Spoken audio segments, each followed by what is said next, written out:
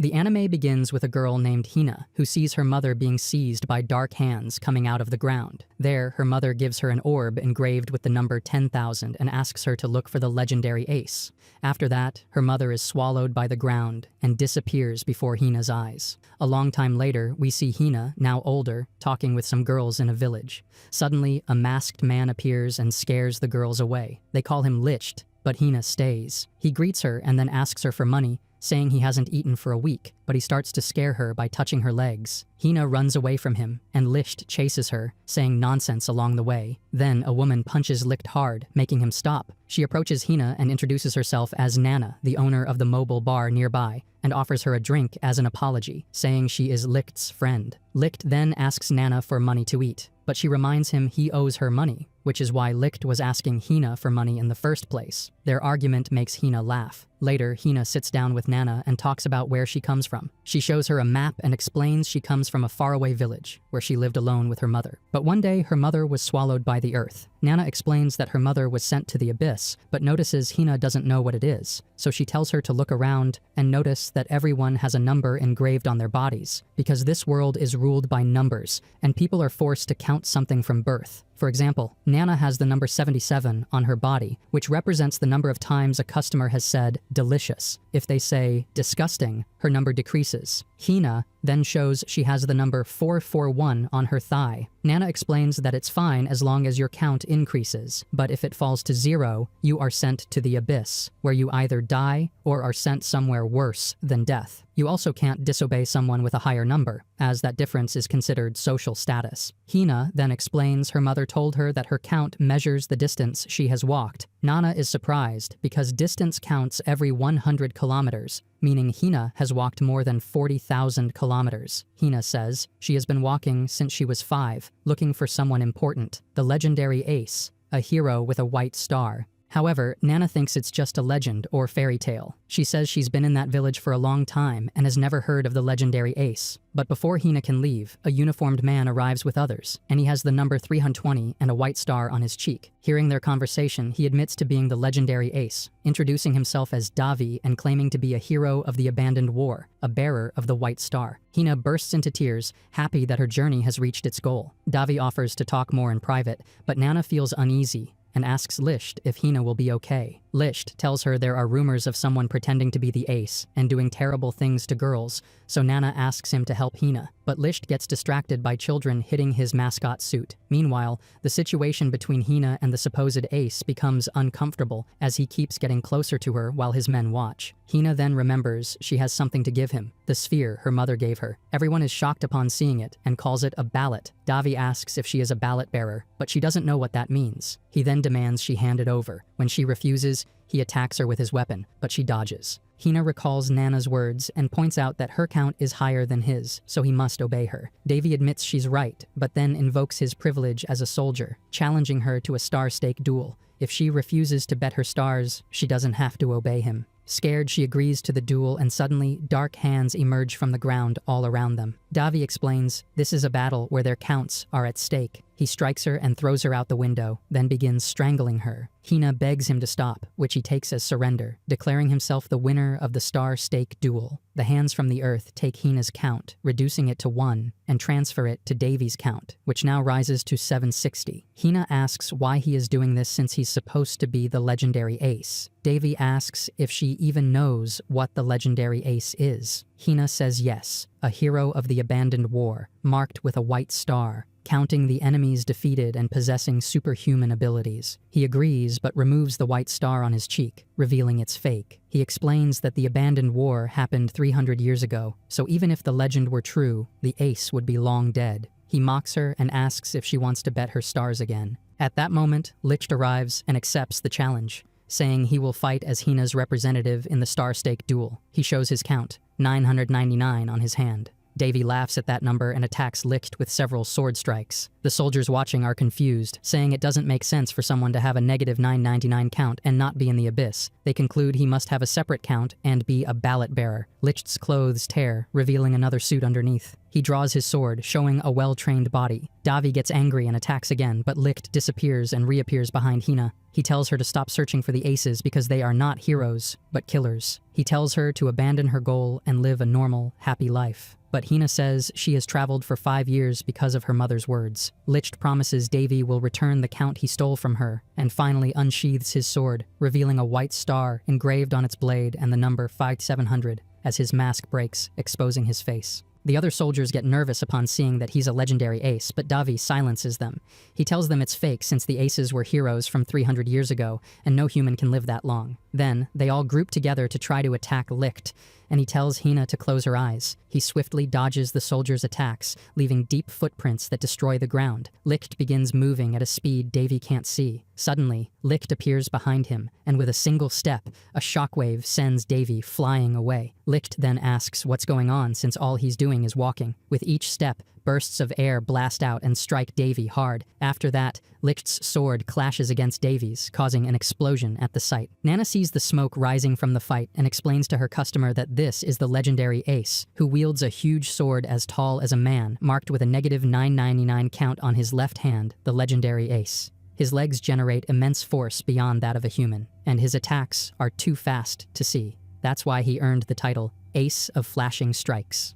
Her customer remarks that he has a negative count, so he must be weak, but Nana explains that the negative count is the number of times he was rejected by girls. While they are talking, Licht continues beating up Davy. After leaping high into the sky with Hina in his arm, he apologizes, thinking she is scared, but Hina explains she's just surprised a person can fly. She realizes he is the legendary ace she had been looking for and asks if he's still hungry, saying she'll treat him to a meal once this is all over. She asks him to be careful and says the count doesn't matter to her. Seeing her concern, Licht agrees and promises he won't let them hurt him. He promises to recover her count, return home, and eat together. Then, he dives down toward Davy like a meteor, causing a powerful explosion upon impact. Davy is left completely beaten on the ground, unable to move. Licht forces him to surrender, winning the Star Stake duel. The Dark Hands take Davy's count and transfer it back to Hina, raising her count to 760. When it's all over, Hina starts crying, remembering what her mother had asked her, because Licht really is the legendary ace she had been searching for. He notices one of the soldiers still watching the scene, and when Hina shows him the ballot she intended to give him, he suddenly snatches it from her hand. His attitude changes, and he says he's taking it, claiming a ballot is worth a lot of money and that he's rich now thanks to it. Hina, confused, asks what he's doing.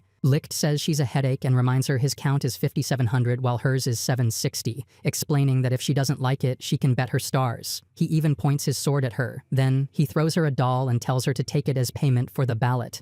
Hina, crying, says her mother asked her to find Ace. Licht tells her there are other people called Aces and that the one her mother told her to find isn't him. Then, he leaps away, leaving Hina alone and confused. Hina returns to Nana, who asks where Licht is, but this only makes Hina cry. After a while, Hina tells her everything that happened, including that Licht took her mother's keepsake and that she doesn't understand why. Nana picks up the doll Licht had given Hina and smiles upon seeing it. She tells Hina she must keep the doll with her at all times, as it will help her understand what she needs to do. When Hina takes the doll, it begins to shake and then explodes, releasing many flowers around them, and in her hands falls the ballot that Licht had taken from her. Hina is left confused, wondering why. Nana explains that being a ballot bearer is a serious crime, one of the worst offenses under Alcia's law. Hina realizes that Licht did it to protect her. Nana says they might not have charged her if she had handed the ballot over to the military, but Hina had refused, and the soldiers had witnessed it. That would have made her a wanted criminal, not just by the army, but by countless criminals who would want the ballot. If no one had stolen it from her,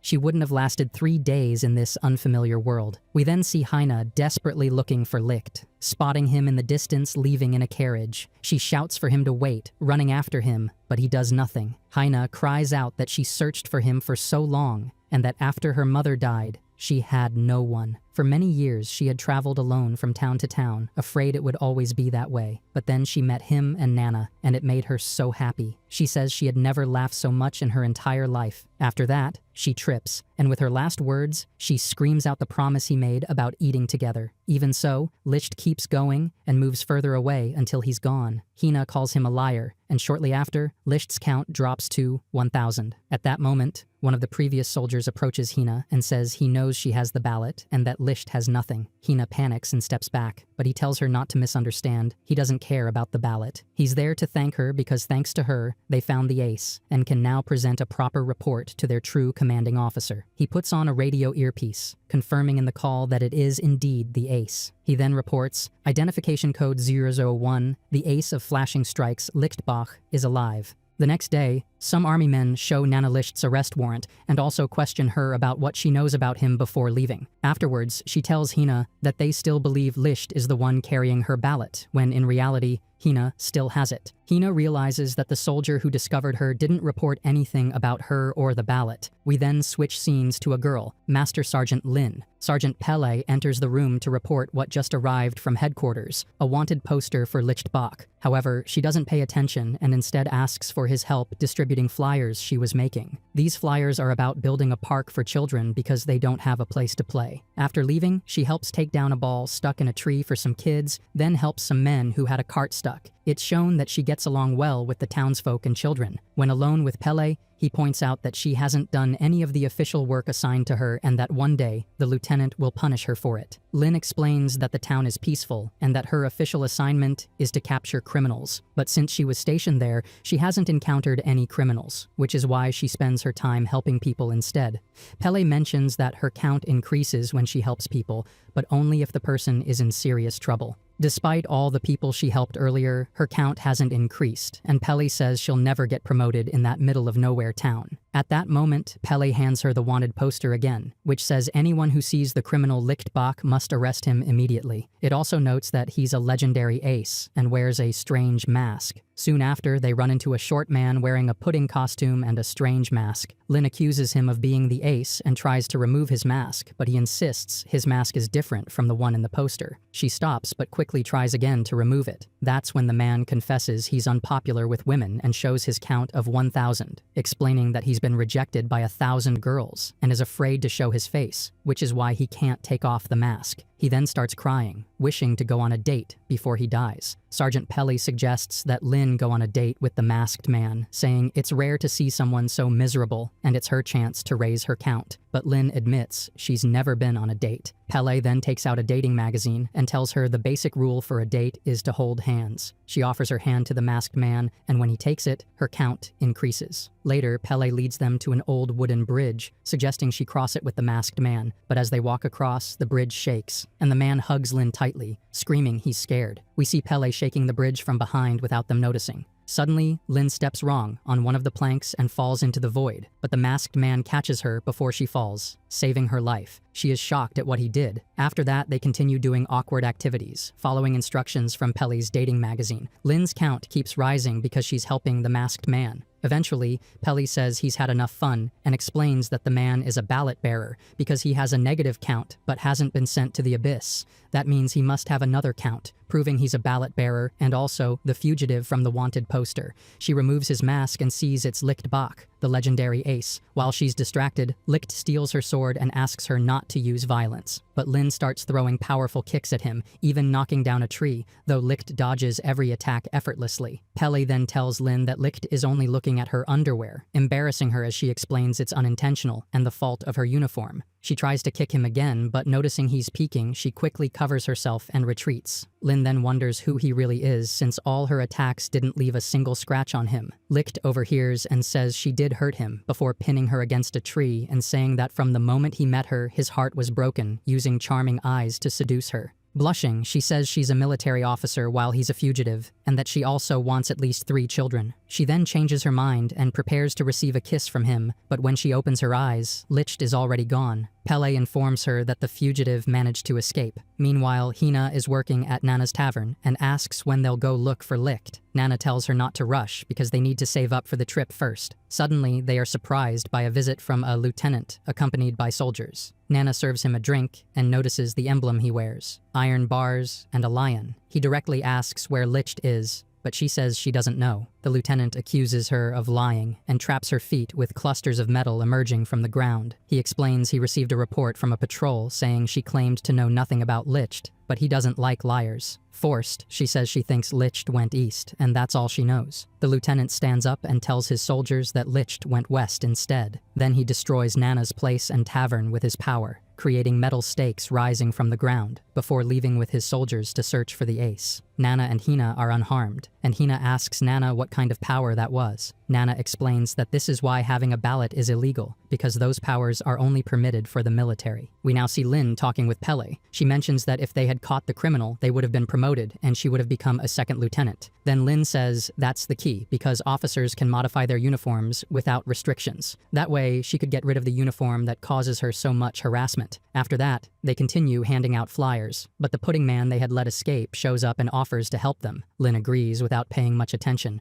but soon realizes he's the fugitive and starts chasing him. She asks him why he's still in that town, and Licht explains that he has no money to go anywhere else. Suddenly, the townspeople join in the chase behind Lin, believing that the man she's chasing is her boyfriend, because they heard someone say the pudding man saw her underwear. This forces Lin to clear up the misunderstanding with them, allowing Licht to escape. From a high vantage point, he watches them unnoticed. Meanwhile, Hina tells Nana that they should warn Licht about the lieutenant, since it's her fault he's in that situation. But Nana tells her no, because they're in no condition to travel with the tavern damaged, and asks for her help repairing it. Without the tavern, Nana can't maintain her count, so Hina apologizes to her. We then return to Licht, who sees that Lin is still looking for him. She begins attending to the townspeople's problems and requests. One of them suddenly puts a child in front of her, and explains that he tried to steal bread again. She scolds the boy and, as punishment, tells him he'll help her with volunteer work, and that next time he's hungry, he can go to the station so she can help him. After that, the town's elders crowd around her, asking for massages. As she steps back, Lin accidentally steps on a little girl's doll and breaks it, making the girl sad because it was an important gift from her mother. Lin tries to figure out how to fix it,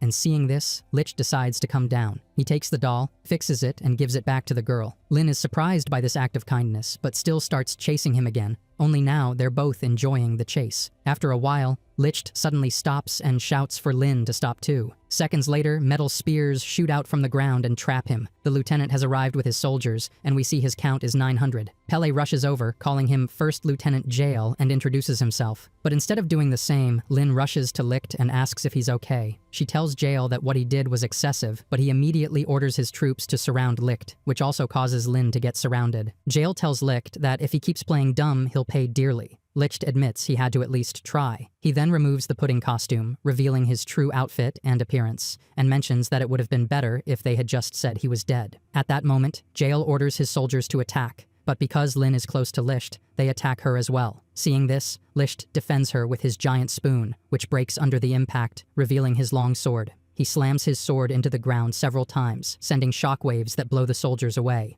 Jail then approaches Lin and asks what her company's mission is. She replies it's to arrest ballot bearers, explaining that a ballot bearer is someone with illegal counts or ballots, and that possessing one is a crime.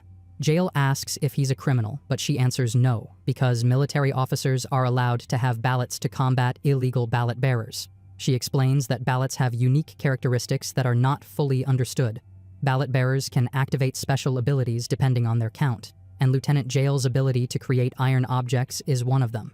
Licht then reminds Jail that the strength of his ability depends on his count. Jail has 900 while Licht has 5,700, so maybe he shouldn't try to fight him. Still, Jail begins attacking, forcing Licht to dodge the metal spears emerging from the ground. Licht says he doesn't want to fight and uses his incredible speed to disappear. This confirms to Jail that he is indeed the ace of flashing strikes. Licht tries to escape with his great speed, but Jail says it's useless and moves just as fast, blocking his path and throwing a giant iron beam at him. This slams Licht back into the ground. Licht then realizes that Jail's count isn't actually 900. Jail begins sealing the area with a metal wall, explaining that if his count rises too much, he'll be promoted, but that's not what he wants. All he cares about is punishing evil with his own hands, and that's why he commits to his convictions. He then tears off the fake 900 tag from his hand, revealing that his real count is 12,500. Licht is shocked by this and wonders if that count is even real, because it could mean real trouble for him. They resume their fight, but Licht is cornered by Jail's iron beams, and during one of those attacks, Jail knocks away his sword. Jail then takes a defensive stance for hand-to-hand combat. Licht mirrors the same stance, which surprises Jail quite a bit. They then exchange blows at high speed, but at one point, Jail lands a hit that forces Licht to retreat. At that moment, Jail picks up Licht's sword and returns it to him, explaining that he doesn't mind because Licht's lightning attacks are actually too slow. Hearing this, Licht decides to make a huge leap into the sky to perform his special move. The soldiers warned Jael about this technique, which was documented in the report. But Jael knows that Licht doesn't actually have the ability to fly, it's just a jump. He begins launching a barrage of attacks at Licht while he's airborne, explaining that if he can't fly, he can't dodge them. Licht avoids each attack, but doing so prevents him from performing his special move. Jael then explains that his count represents the number of times he commits to his convictions. His iron symbolizes that resolve, and no criminal can stop him. That's why evildoers fearfully call him Iron Will, Iron Jael. Immediately afterward, he summons a giant iron beam from the ground to strike Licht hard, immobilizing him by pinning his body with iron restraints. He also removes the iron pillars that had enclosed them earlier. This causes Licht to sigh and admit defeat, saying Jael can take him wherever he wants. But Jael says he needed time to ask some questions. That incident had raised too many doubts, and one thing was clear. Licht is a member of the military, just like him. The martial arts Licht displayed were the very techniques taught in the Royal Alcyon military. That meant he couldn't be just an ordinary deserter. Someone like him would have been known, and none of it made sense. He explains he was ordered to use all available resources to arrest him, all for a ballot bearer with a count of only 5,700. He also asks how a legendary ace could still be alive after 300 years. And finally, who he really is. But Licht, faced with all these questions, simply says he doesn't know anything and is just a pudding. This prompts Jael to create an iron whip covered in spikes, warning that this was going to hurt. He lashes at Licht, but Lynn steps in and takes the hit. Jael asks her what she's doing, and she says she doesn't really know, but that man helped her hand out flyers, fixed a doll, and did other good things. Jael interrupts her, mentioning he's heard many rumors about her, how she ignored her duties and wasted time on so-called volunteer work. Lynn explains that the town is cramped and surrounded by cliffs, so with no place for kids to play, she thought of building a park. She then hands one of her flyers to Jael and asks if he'd like to help,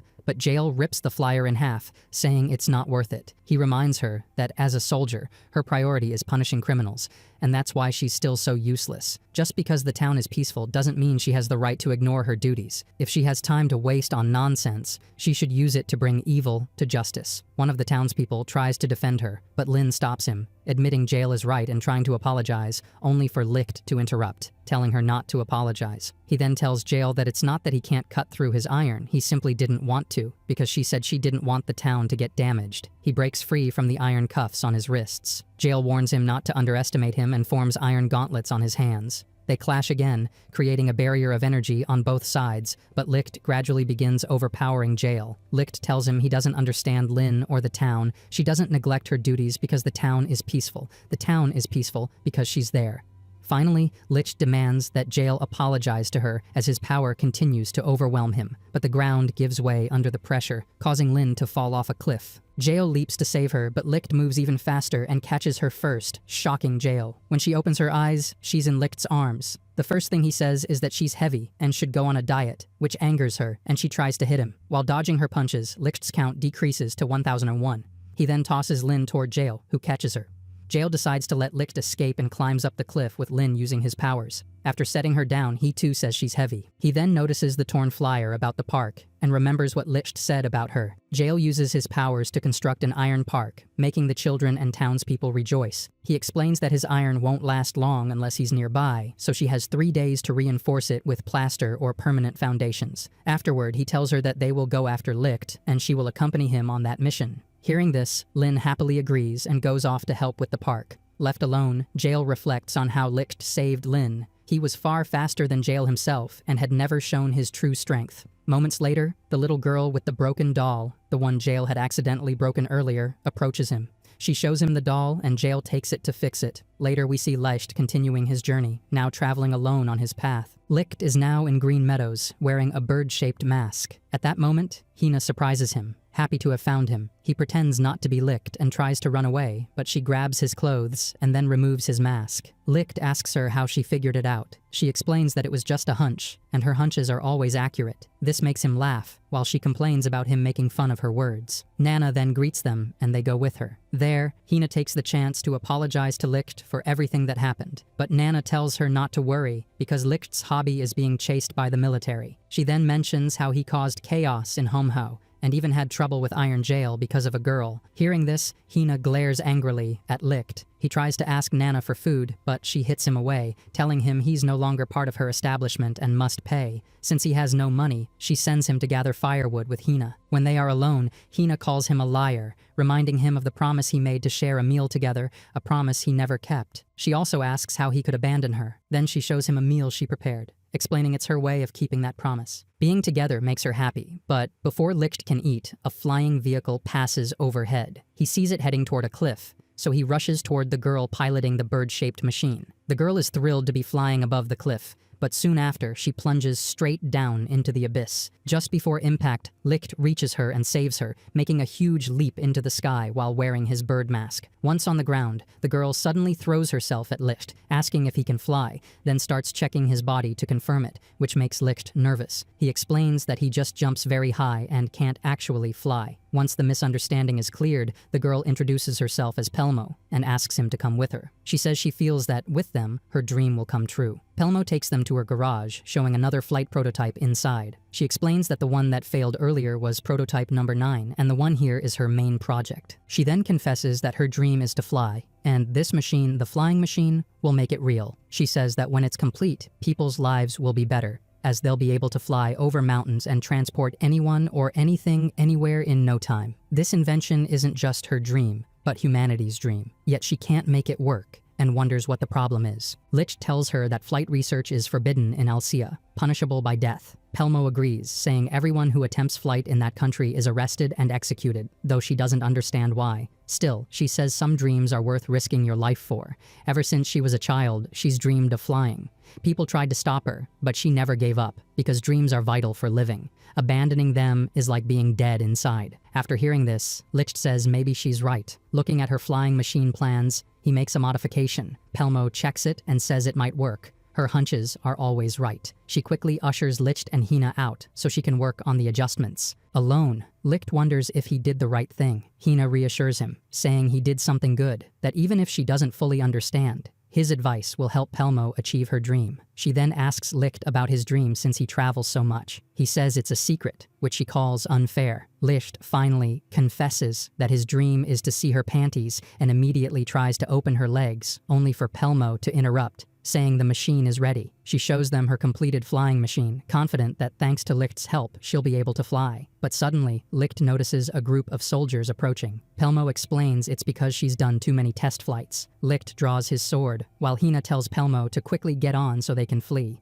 After hesitating, Licht apologizes and destroys the flying machine in front of both of them. Pelmo lowers her gaze but says she understands why. When the soldiers arrive, they report hearing about illegal flight research. Pelmo asks if she looks like she's trying to fly, showing them the broken machine and claiming she was fixing a windmill. This excuse works, and the soldiers leave. Once alone, Licht apologizes again, but Pelmo says she knows why he did it, because even if the test succeeded, she'd be executed if anyone saw. Licht admits that, to save her, he would have had to silence everyone, but Pelmo says she can't let him do that. Hina suggests building another machine, offering to help. Pelmo thanks them but refuses, saying this is her end. She shows her count, which drops from 1 to 0. The abyss opens beneath her, dark hands pulling her in. She explains that her count is based on how many times she's achieved her dream. She started with 10, losing 1 each time she failed, and the one they destroyed was her last chance. She tells Licht not to worry. His advice would have allowed her to fly, and she's satisfied. As the abyss slowly swallows her,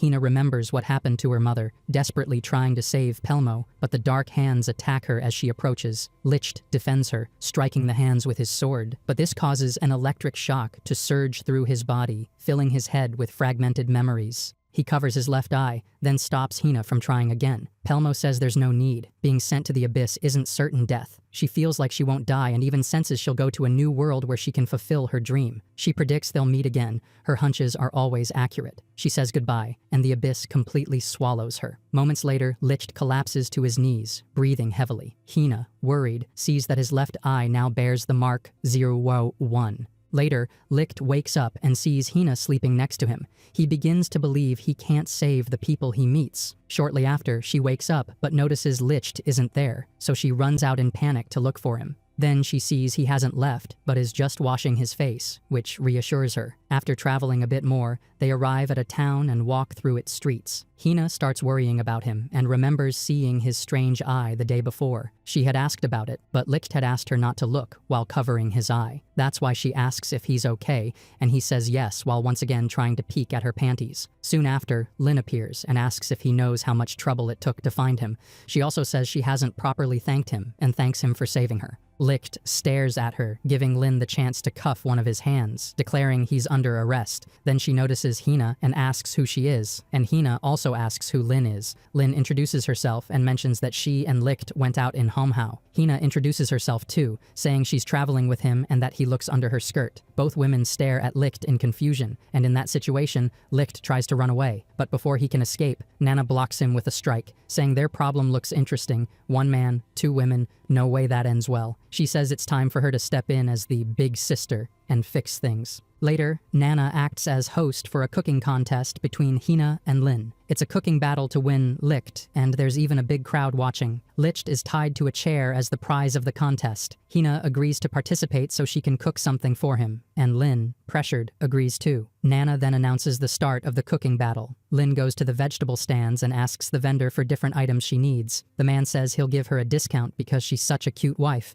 but as he keeps flirting, Lin unconsciously gives him a strong kick, only to regret it afterward. Meanwhile, Hina is gathering ingredients in the forest when suddenly a bear charges at her. However, it's caught in a trap, and Hina approaches it with a knife. Later, Nana asks Lin what she's making, and she replies it's a stew made with love. Just then, Hina arrives with a cart carrying a bear and a boar. Seeing this, Nana offers to help, but she's terrified as Hina begins butchering the bear with a small knife. Everyone is shocked to see how skilled she is. Pele explains her skills are on par with those of a hunter who's spent decades in the mountains. Hina says she traveled alone for a long time, and that if they get used to it, they too could handle it by hand. Finally, both stews are finished. Nana first presents Lin's white cream stew, then Hina's bear and boar stew. First they taste Lin's dish, and Licht says it's delicious. Then they move to Hina's dish, which looks awful when served. Licht hesitates but takes a spoonful anyway. After tasting it, he says it's delicious and even takes more. Pele, shocked, also tastes it and is surprised by how good it is, explaining that despite its appearance, it has a flavor that delicately pleases the tongue. Licht thanks Hina for her amazing stew. At that moment, Nana asks him to decide the winner, Hina or Lin, putting him in a tough spot. Just then, Jael arrives, reminding Pele and Lin of their order to arrest Lichtbach. Licht replies that he's already under arrest since he's tied to a chair, but Jael says that's absurd because Licht would never stay tied up willingly. Licht agrees, unties himself, and declares he's going to escape, saying if he succeeds, it won't be their fault but Jael's, since he's in charge. They resume fighting, causing chaos and panic as people flee. Jael asks if Licht is hiding his true power, but Licht doesn't answer and keeps fighting. Suddenly, Licht chooses to take Jael's next strike, but Jael stops right before hitting him. Nana then tells them to look around, reminding them this isn't how adults behave. She orders them to clean up the mess, so they lower their weapons, and the fight ends. That night, they all drink together at Nana's tavern. The next morning, Jael wakes up lying on the ground with Lin and Pele. He tries to wake Lin to ask where the others went, but she doesn't wake up. He then remembers it's Nana's fault for making them drink too much and leaving them in the plaza. Meanwhile, Licht, Nana, and Hina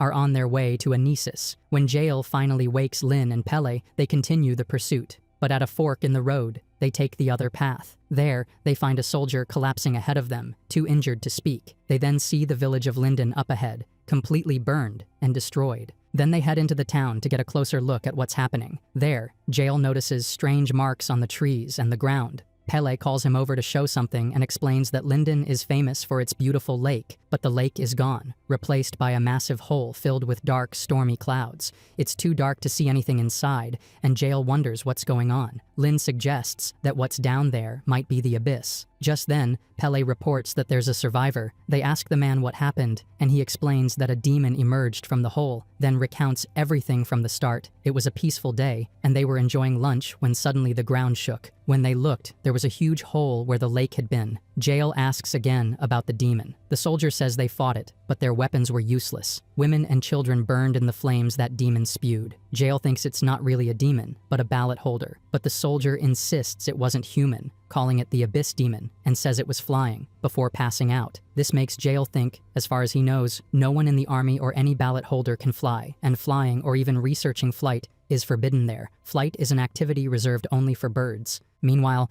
Licht is in another town with the others when Lin, Pele, and Jael arrive with the injured soldier. They treat the soldier, and Lin tells Nana he's stable and nothing serious. At the same time, Jael sits across from Licht at the table. Licht offers him a drink, but Jael refuses. Licht tells Nana he's probably mad because they made him fall asleep and left him there. That's when Jael tells Licht about the Abyss Demon, pointing an iron spear at him. He says he knows Licht isn't guilty, but must know something about it, and demands information. Nana intervenes, saying they're disturbing her business, and convinces both of them to calm down and sit. Then she offers Jael a drink, telling him to relax because Nepeta is the magical solution to everything. Jael puts a sack of gold on the table and asks for all the Nepeta she has. Now the table is full of Nepeta bottles. Jael says it's on him, and Licht gladly accepts. They start drinking bottle after bottle, having a good time together. Elsewhere, Lin and Hina are also drinking a little. Lin thinks about how Licht sees Hina and admits she's really cute, but drunkenly declares she won't give up and won't lose, though Hina doesn't understand what she means. Jael tries to interrogate Licht, but Licht evades every question or gives unrelated answers. They keep doing that until they're both very drunk, ending up on the ground after drinking too much. Hina and Lin go to check on Licht, and when they hold him, his head falls into Hina's lap. Seeing this, Lin sits down in front and pulls Licht into her lap instead. Meanwhile, Nana gives Jael more to drink, but he yells that he's had enough. Suddenly, there's a powerful tremor, and Pele rushes in to inform Jael it's happening there too. They head toward the source and find a massive hole in the middle of town, just like the one at Linden.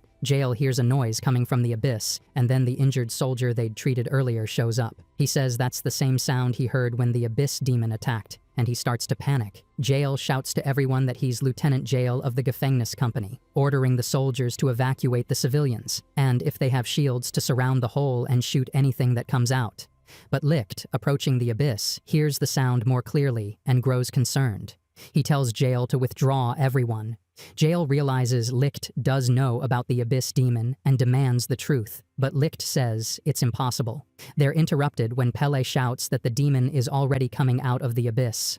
Moments later, a helicopter emerges from the abyss. Seeing this, Licht wonders how such things can still fly, since they had all been shot down during that war. Suddenly, the helicopter starts firing a hail of bullets at them, but Jael creates iron walls to protect the people. He wonders what that thing is as it launches a missile at them, but again, Jael raises an iron wall to block the impact. At that moment, Licht tells everyone to listen carefully. They must not face that thing, no matter what happens. He orders the knights to evacuate civilians underground into surrounding buildings, then instructs Jael to raise the thickest wall possible if it attacks again. Jael resists, saying he doesn't take orders from him, but Licht reminds him that protecting the people comes first. Then Licht declares that he will give the orders now, pulling back his cloak to reveal 3 stars on his shoulder. Jael, Pele, and Lin are shocked. This insignia belongs to a colonel. Finally, Licht explains that he will face the Abyss Demon, leaping across rooftops to approach it. Jael can't believe he's a colonel. But then again, aces are war heroes from the abandoned war, so perhaps that rank isn't unreachable in that context. Meanwhile, Licht engages the helicopter, defending civilians and even saving Hina from an incoming missile. As he closes in, black hands suddenly surge from the ground in huge numbers, striking him and forcing him back. Lin recognizes the being as Althing and explains to Hina that soldiers refer to those black hands by that name. Althing decides everything that happens in Alcia and who is sent to the abyss. Althing is the Supreme Court. They notice Althing targeting the helicopter, but it's too high for the Black Hands to reach. Licht can't continue attacking because Althing blocks him. Pele explains that Althing attacks anything that comes near. Licht tries to jump at the enemy again but strikes Althing instead, triggering an electric shock and causing his left eye to display 0-1 again. Hina sees this and tells the others it's happening again, explaining that earlier Licht had the same strange reaction when fighting a Black Hand. She begs them to help, but Jael says the army can't attack Althing.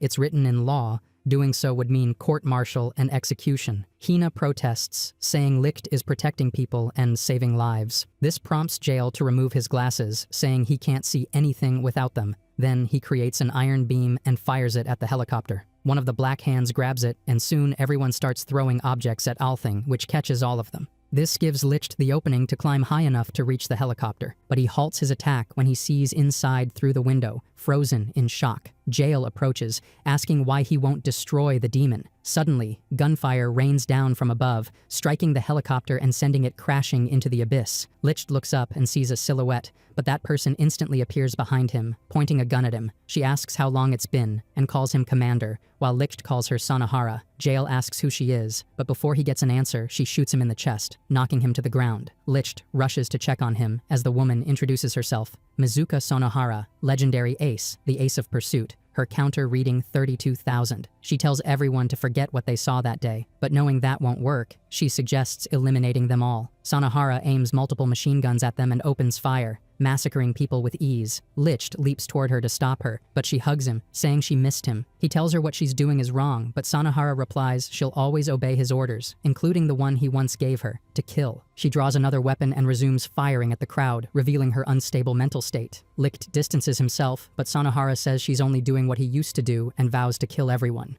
Desperate, Licht attacks again, but Sanahara shoots him. Even though he blocks with his sword, the bullets curve around the blade, striking him directly. She explains that her counter is persistence. Her bullets will follow the target as long as needed, no matter what stands in the way or how far they run. A barrage of bullets slams into Licht, crashing him into the ground. The others try to help, but are suddenly restrained by men in black suits with guns. Peli disarms and strikes the man holding Lin, urging her to run, but he's hit from behind and soon everyone is pinned down in front of Licht. Licht pleads with Sanahara to stop, but she tells him that if he wants to save them, he must return to who he used to be. Licht says he doesn't want to kill her, but Sanahara insists he's wrong and begs him to kill her because she can't do it while he's still the compassionate Rihito senpai. She wants him to become once more the ace of flashing strikes. At that moment, they put a child in front of Licht and aim a gun at him, threatening him to change back. When he refuses, she orders her men to fire, but before leaving, she hears a sound. Turning, she sees the child alone, the men dead. The ones restraining Lin and the others vanish one by one. Then Licht appears, reminding Sanahara that he asked her to stop.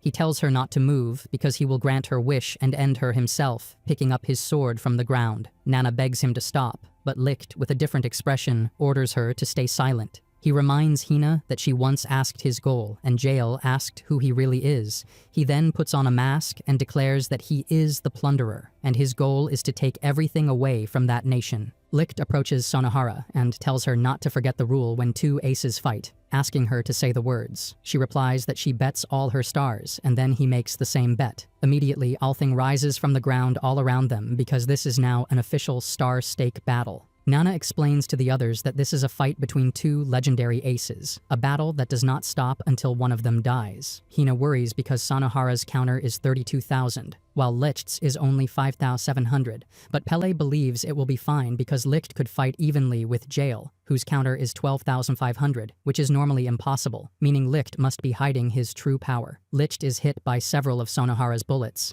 He touches his wounds with his hand and marks his mask with his blood. After getting up, he is suddenly surrounded by a red aura, and that energy shoots into the sky. Hina notices Licht's counter rising rapidly, and Lin says that's impossible, but Nana explains that it's not. He's an ace, a legendary ace. In the end, Licht's counter climbs to 57,000. He stops releasing energy and is fully enveloped by that red aura. Sanahara is then attacked multiple times, unable to follow his movements. Her bullets are cut mid-air by his strikes. Seeing this, Hina says that's not Licht. Nana warns them to stay away, explaining that Licht told her when he unleashes his ace power, another personality takes over. Driven by a killing urge, Schmerman controls him. Licht is no longer the person they know. Now he's a monster who will kill everyone around him, friend or foe, until he collapses from exhaustion. With one powerful blow, Licht slams Sanahara near the others.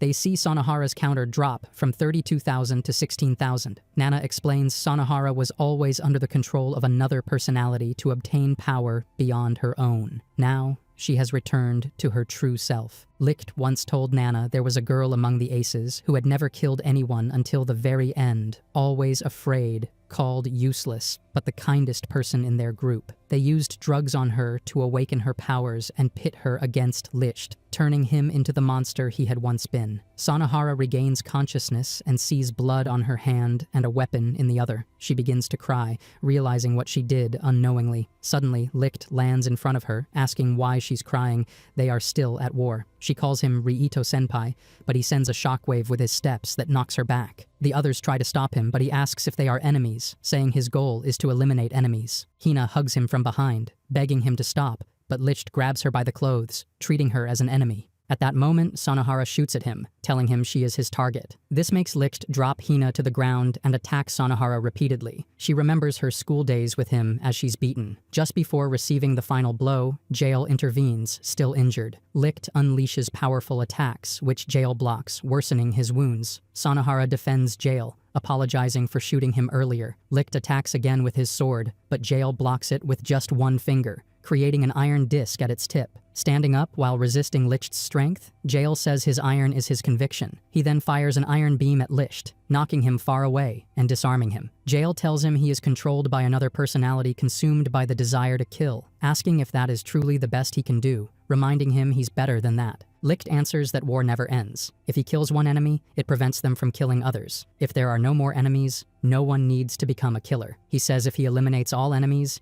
his precious friends won't have to become killers. That is why he must do it. Jael responds that if Licht truly believes that, then he should follow his conviction and face him with full respect. Jael puts on a glove he pulls from his pocket, a ballot with a counter of 45,000. Suddenly, he creates a giant iron monster that attacks Licht. Licht is overwhelmed by the powerful blows and collapses to the ground. The others see Licht return to normal, and he apologizes through tears, causing everyone to celebrate happily. Seconds later, however, Jael collapses from his injury. We then see a man telling a story to children, the fable of the tortoise and the hare. But in this version, a wizard offers the tortoise his blood to become faster than any hare. After drinking it, the tortoise becomes faster than thunder, catches up to the hare, and kills it. The children enjoy the story despite its gruesome ending, but they are interrupted by a soldier reporting to the man. The soldier says there was an unexpected intrusion, and even Major Sanahara awoke. The man replies not to worry, they can't escape, and calls himself a wizard, ordering the soldier to bring him his tortoise soon, referring to Licht. The soldier obeys, addressing him as General Schmerman. Later, the group takes shelter in a small cabin, and we see the Black Hands perversely harassing Lin. Licht explains that Sanahara and he are still bound by the Star Stake,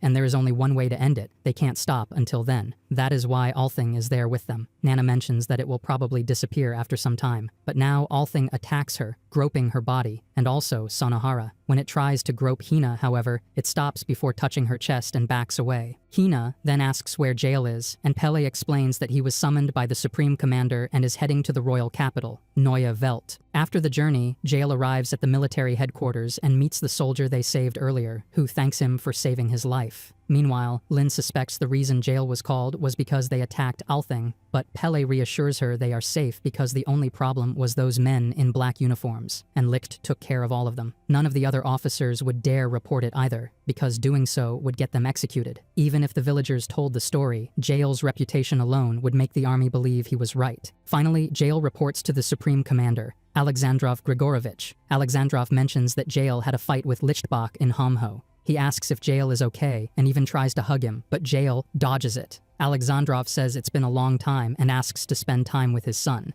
Jael thanks him for accepting him into his family when he was an orphan, but then reminds him that he came there for an official order. He asks a few questions, starting with the fact that he encountered several individuals in black uniforms in a village near Linden. They claimed to be from the Altian army, like them, but they were trying to eliminate civilians. He had never seen those uniforms before, and their weapons were unfamiliar. They even tried to kill his men. Alexandrov explains that those people are not under his command, which confuses Jael since Alexandrov is the supreme commander. He clarifies that there are many officers above even him, and that this is a secret known only to a few high-ranking officials, but he will tell him because he is his son. They are under the direct command of the royal family. Espionage, kidnapping, assassination, nothing is off limits to them. He calls them the Supreme Military Council of Alcia, Special Services Unit, known as the USE. He warns Jael to be careful, as those people are everywhere, all elite officers who wield ballots, and that he should never get involved with them or he will die. Jael then asks another question, but Alexandrov interrupts, saying it's about Lichtbach, the legendary ace, which surprises Jael but is correct. In his thoughts, Jael notes how perceptive his father always is beneath his friendly facade. Jael explains that during his fight with Licht, he saw his counter rise significantly, and anyone who can do that is a threat to law and order. Alexandrov tells him that's what aces are, specially designed.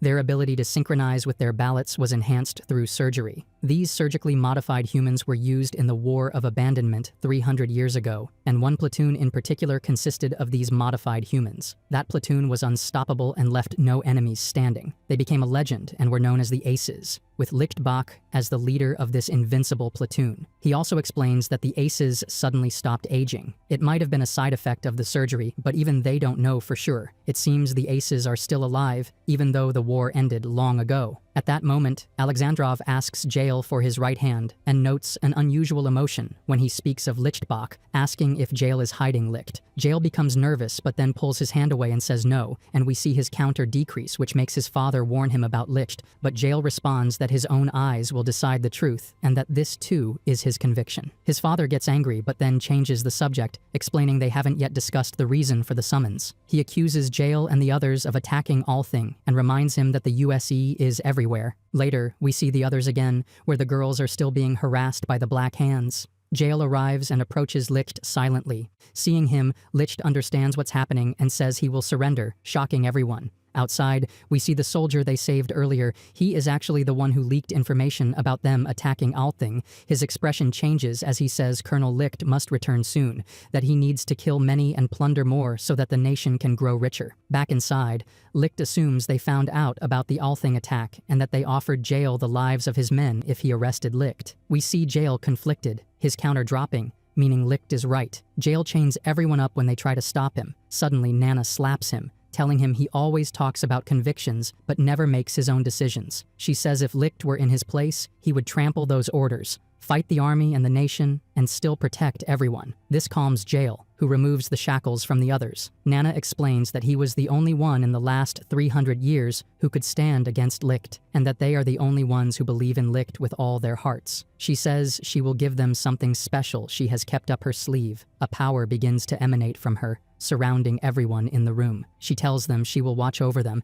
and that they shouldn't worry. She asks them to witness what happened 300 years ago, what should have happened, and if possible, to change it, because she couldn't. We see a white star revealed in her counter, and everyone realizes Nana is also a legendary ace. She warns them that what they are about to see is not a dream, and if they let their guard down, they will die. Everyone except Licht and Nana is transported elsewhere, where they notice architecture they have never seen before. They then see Sonohara ahead, wearing a school uniform, because in front of them is a school. Suddenly, Sonohara calls out to Rihito-senpai, who appears on the other side, walking toward her. This confuses them, as they see a boy they don't recognize. Rihito and Sonohara see them, but then enter the school without saying anything. They decide to enter the school. While walking down the hallway, they notice the technology there is more advanced than in Alcia. Jael comments that, if what Nana said is true, they traveled 300 years into the past. And now they have to determine if the Rihito-senpai they saw is actually Licht. Hina tells them she is sure it's Licht, it's just a gut feeling she has. Soon after, they and all the students are gathered in the gym. Suddenly, a very tall, rough-looking man bumps into Hina, but Jael defends her. He then realizes he doesn't have his ballot, and while distracted, the man punches him. Before he can strike again, Sonohara steps in and asks him to stop, calling him Doan Takatora. Even though she is afraid of him, another boy named Tokikaze also asks him to stop, but Jael tells him to stand aside, saying that the place isn't for cowards, which causes an argument between him and Tokikaze. Rihito steps in, asking them to stop because conflict solves nothing, but he says this while standing under Hina's legs, which makes her stomp on him repeatedly out of embarrassment. This convinces everyone even more that he really is Licht. Shortly after, a superior addresses them all, welcoming them to Special Military School number 113. From that day forward, they are no longer civilians. There is only one thing a soldier must do: follow orders. If they are told to eat, they eat. If told to sleep, they sleep. And if told to die, they die. Next, the second lieutenant Ferenda is introduced. She reminds them that the nation is in grave danger. In the previous war, the most important cities were destroyed, the environment was heavily damaged, and severe food shortages caused an unstoppable famine. She is interrupted by the other instructor, who tells everyone to become good soldiers, earn money, and get food. Finally, he asks them to listen to a few words from the headmaster and not to interrupt. He introduces him as the headmaster of the academy and general commander, Major Schmerman. Hina recognizes that name as familiar. The man who steps to the microphone is the same one who told the story to the children, the one responsible for Licht being hunted as a fugitive in the present. And using the microphone, he proceeds to tell the same story to everyone present. This confuses everyone, and 3 students start laughing at him. The major orders them to be quiet, but they don't listen. The next thing that happens is the previous instructor appearing behind one of the girls, laughing and shooting her in the forehead. He reminds everyone that the major told them to be silent, and that soldiers follow orders without protest. Insubordination deserves death. He then shoots the other 2 students who were near Hina. Everyone panics and tries to flee, but the exit doors are locked. The instructor declares that anyone scared by death or who tries to flee without orders will be executed, as well as anyone who starts crying. He then points his gun at Hina when he sees she is crying. Jael tries to stop him, but the instructor orders him to stay back or he'll shoot her before he can save her. Suddenly, Tokikaze appears and knocks his gun upward with his wooden katana. The instructor kicks him, then counters Jael when he tries to approach. He picks his gun back up and pulls out another one, now aiming at both Jael and Tokikaze. Rihito steps forward and warns him to stop while threatening the major with a wooden stick. The major asks if he really thinks he can take him hostage with a stick, saying it's rather inappropriate if he wants to slit his throat. Rihito replies that he's not joking. He wraps the stick with a handkerchief and suddenly flowers appear on it. He gets confused seeing that and starts shouting not to laugh. The major shows him what he should do, taking Rihito's hands and placing them on his own head. He explains that if he twists hard enough, he can break someone's neck, telling him to imagine pulling the jawline toward the ear quickly. Then he speaks to everyone else, explaining that, if done correctly, even an average woman can kill someone. He asks Rihito to kill him, since killing the commander would win the war, but if he hesitates, that girl will die. We see the instructor pointing the gun at Hina. After a few seconds, Rihito says no and steps away from the major. If he's so eager to kill, then he should kill him instead, because what he's doing is wrong, and Rihito refuses to take anyone's life. This confirms for the group that Rihito truly is licked. The major stands, declaring he has no choice and must now kill him. An ominous aura surrounds him, creating heavy pressure on everyone, and Jael is surprised that just his killing intent alone can have that effect. Before anything can happen, Ferenda interrupts and tells the major and captain to leave them alone. The instructor explains that the bullets were paint bullets, and the students he had shot get up off the ground. He then introduces himself as Captain Allen and informs them that he and Ferenda will be their instructors. The entrance ceremony concludes, and afterward, the group gathers in the cafeteria. Hina thanks Rihito for saving her, and he says not to worry because he saves girls as many times as needed.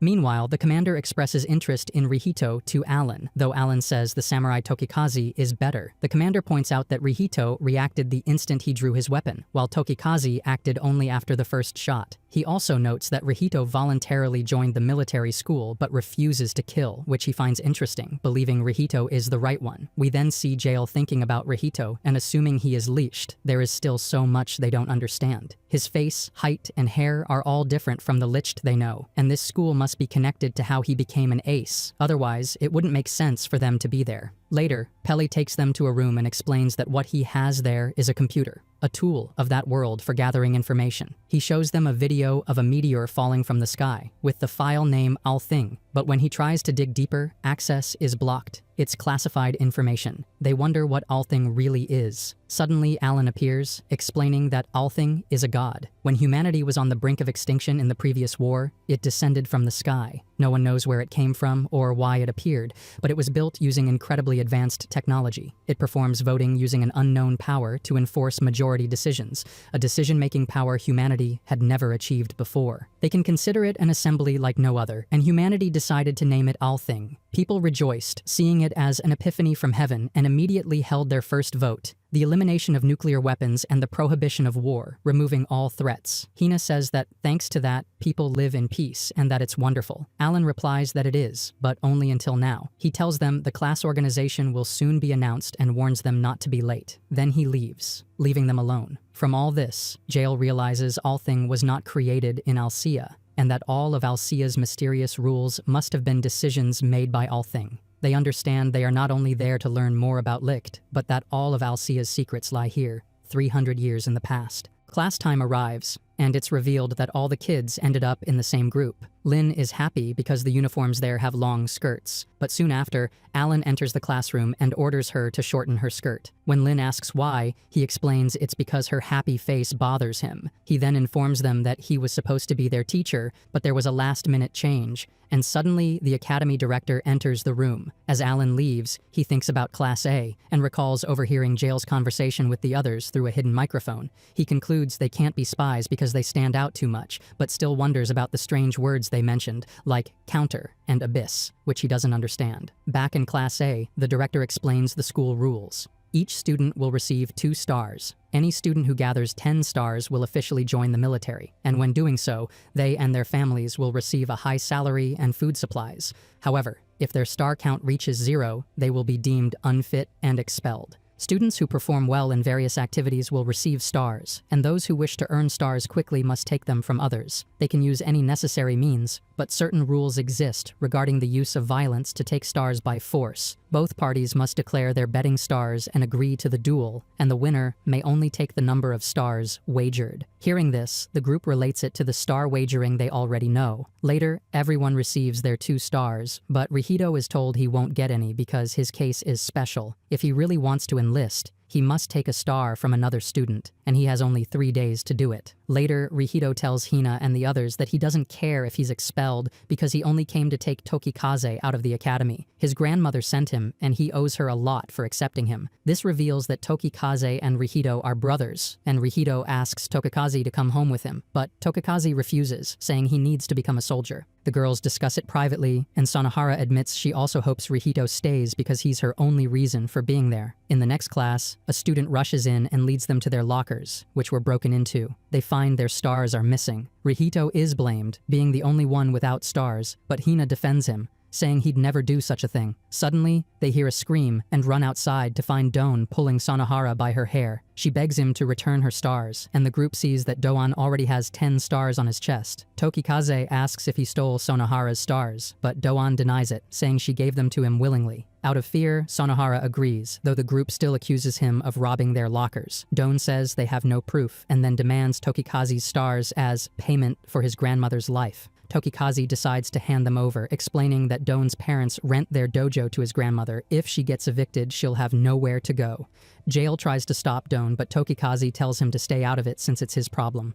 Now, not only is Rihito starless, but Tokikaze and Sonohara as well. Lin decides to challenge Doan to a star duel, but Pele stops her, explaining it won't work because Doan already has 10 stars and has no reason to accept. Jail gives one of his stars to Sonohara, and the others with 2 stars do the same for the remaining starless students. Hina tries to give a star to Rihito, but he refuses, asking her to give it to someone who actually wants it. In the end, Tokikaze and Rihito remain starless because there aren't enough stars for both. Pele suggests Tokikaze should steal one from someone, reminding him of his own words about becoming a soldier no matter what. Jail agrees, pointing out that Tokikaze told them not to interfere and tells the others to leave him alone. Later, Rihito tells Tokikaze it's fine and that he doesn't want him to become a soldier and killer. Tokikaze explains that their grandmother keeps losing weight and insists she has enough food, but he knows she's lying. She's been giving them her own food for a long time, and food rations are getting smaller and smaller. No matter how much he begs her to eat, she won't listen, which is why he must become a soldier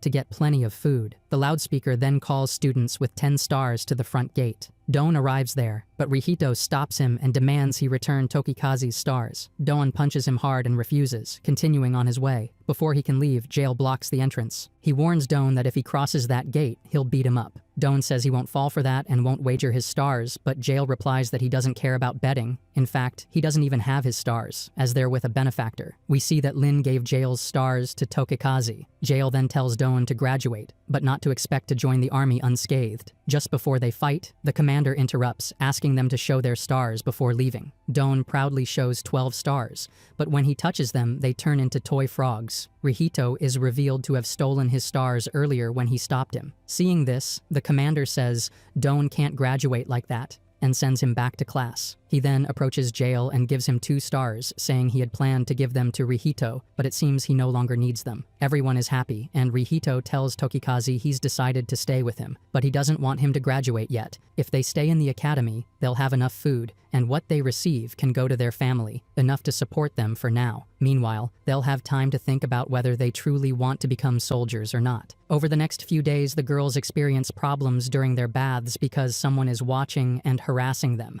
This person is Rihito, although he has not yet been caught. In one class, Captain Allen informs them that if they don't catch the peeping Tom before the teachers do, the entire class will be punished. Because of this, Instructor Ferenda guards the girls' bathroom window at night. This makes Rihito consider a more direct approach, to enter through the door and pretend everything is fine while he bathes there. However, when he enters, he finds armed girls and men changing there. They had switched the men's and women's signs. The next thing that happens is that Rihito gets beaten up. One of the girls asks Pele to switch the signs back, but then Jail walks into the men's bath, which is actually the girls' bath, and, not realizing it, undresses and bathes with them while distracted, reading a book. Lin notices him and blushes, and at that moment, Jail realizes she's there. The only thing he tells her is to lose weight, then he gets up and leaves. Despite that, just before reaching the door, he gets a nosebleed and collapses. The boys rush to help him, allowing Rihito to escape. But Captain Allen catches him and tells the others they're punished since he was the one who caught the culprit. The entire Class A is taken to the middle of the forest, and Jail suggests looking for food,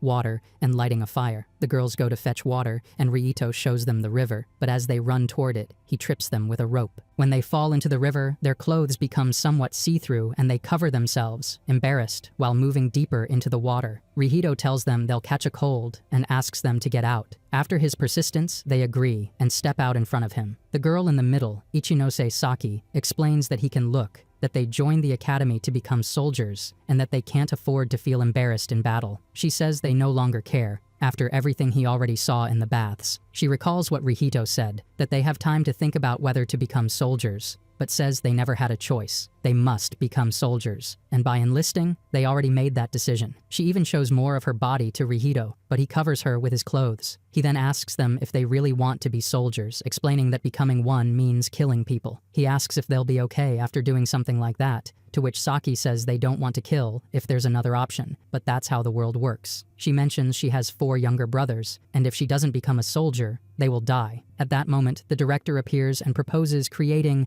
an army that doesn't kill. They could be soldiers who protect their loved ones, but even on the battlefield, they would never take a life.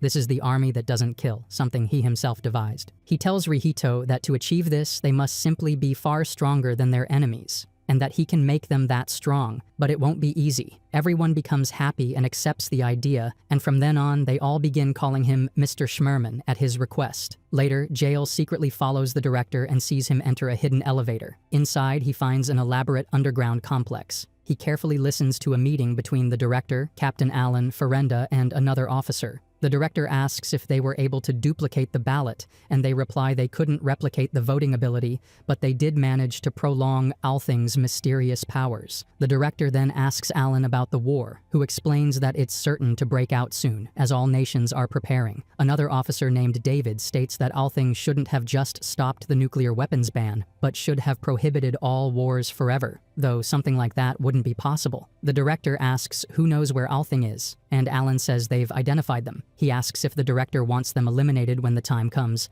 and the director says yes. He then asks for an update on the ACES project. Ferenda reports that experiments on rats were successful, but there's a problem. They showed increased violent tendencies, with one rat killing all the others using its teeth. They don't know why. Perhaps a rat's brain is too small to handle it. They won't know until they perform human trials, but the director opposes that idea. He then asks for the ballot, places it in front of the rat, and wonders what would happen if it were given after surgery. The rat absorbs the ballot's power and starts firing wildly around the room, but before hitting the director, he freezes it with his power. This terrifies Jail, who wonders what kind of power that is. He doesn't think it's a ballot since the director isn't holding one. Feeling sick from fear, Jail collapses to his knees, and Captain Allen hears the noise. Suddenly, a little girl appears in front of Jail, telling him they'll kill him in 5 seconds. Moments later, Allen checks the hallways, but finds no one. The girl has teleported Jail back to his room to keep him safe. She tells him to calm down and that he'll have a chance to escape safely. She teleports in front of the clock and tells him he must escape in exactly 7 minutes and 12 seconds, and to go to the elevator without running. She wonders aloud who she would send, and notes that her future self has strange tastes. She introduces herself as experimental subject number 7, but everyone calls her Nana. She says she received a letter from the future for herself, explaining that someone would be sent to her and that she should teach them. She tells him she is the first ace and has the power to travel through time, and that in the future she will be called the Ace of Knowledge. She explains that after her ability was discovered, people who could genetically synchronize with Althing began to appear, gaining mysterious powers from Althing without needing a ballot, unlike people like him who require one. Jael mentions that one such case would be Schmerman, and she agrees, saying he's like a magician. They thought that by combining the director's DNA with others, they could create more magicians, and so they first used children like her for human experiments.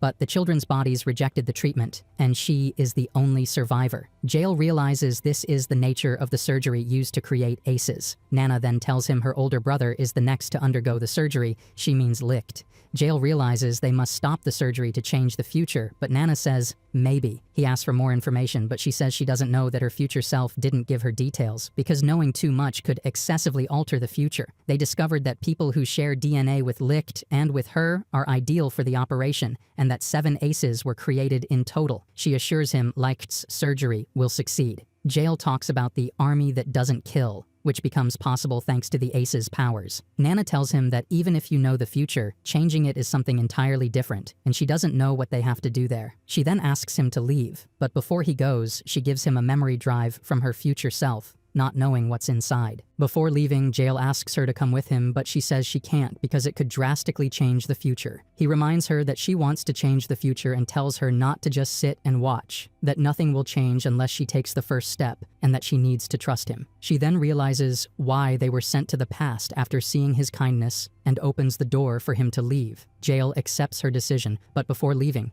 he tells Nana she'll have to wait 300 years. And when they return in 300 years, he'll play with her as much as she wants, because earlier she had asked him to play with her stuffed animals. He always keeps his promises, as it's one of his convictions, which makes Nana very happy.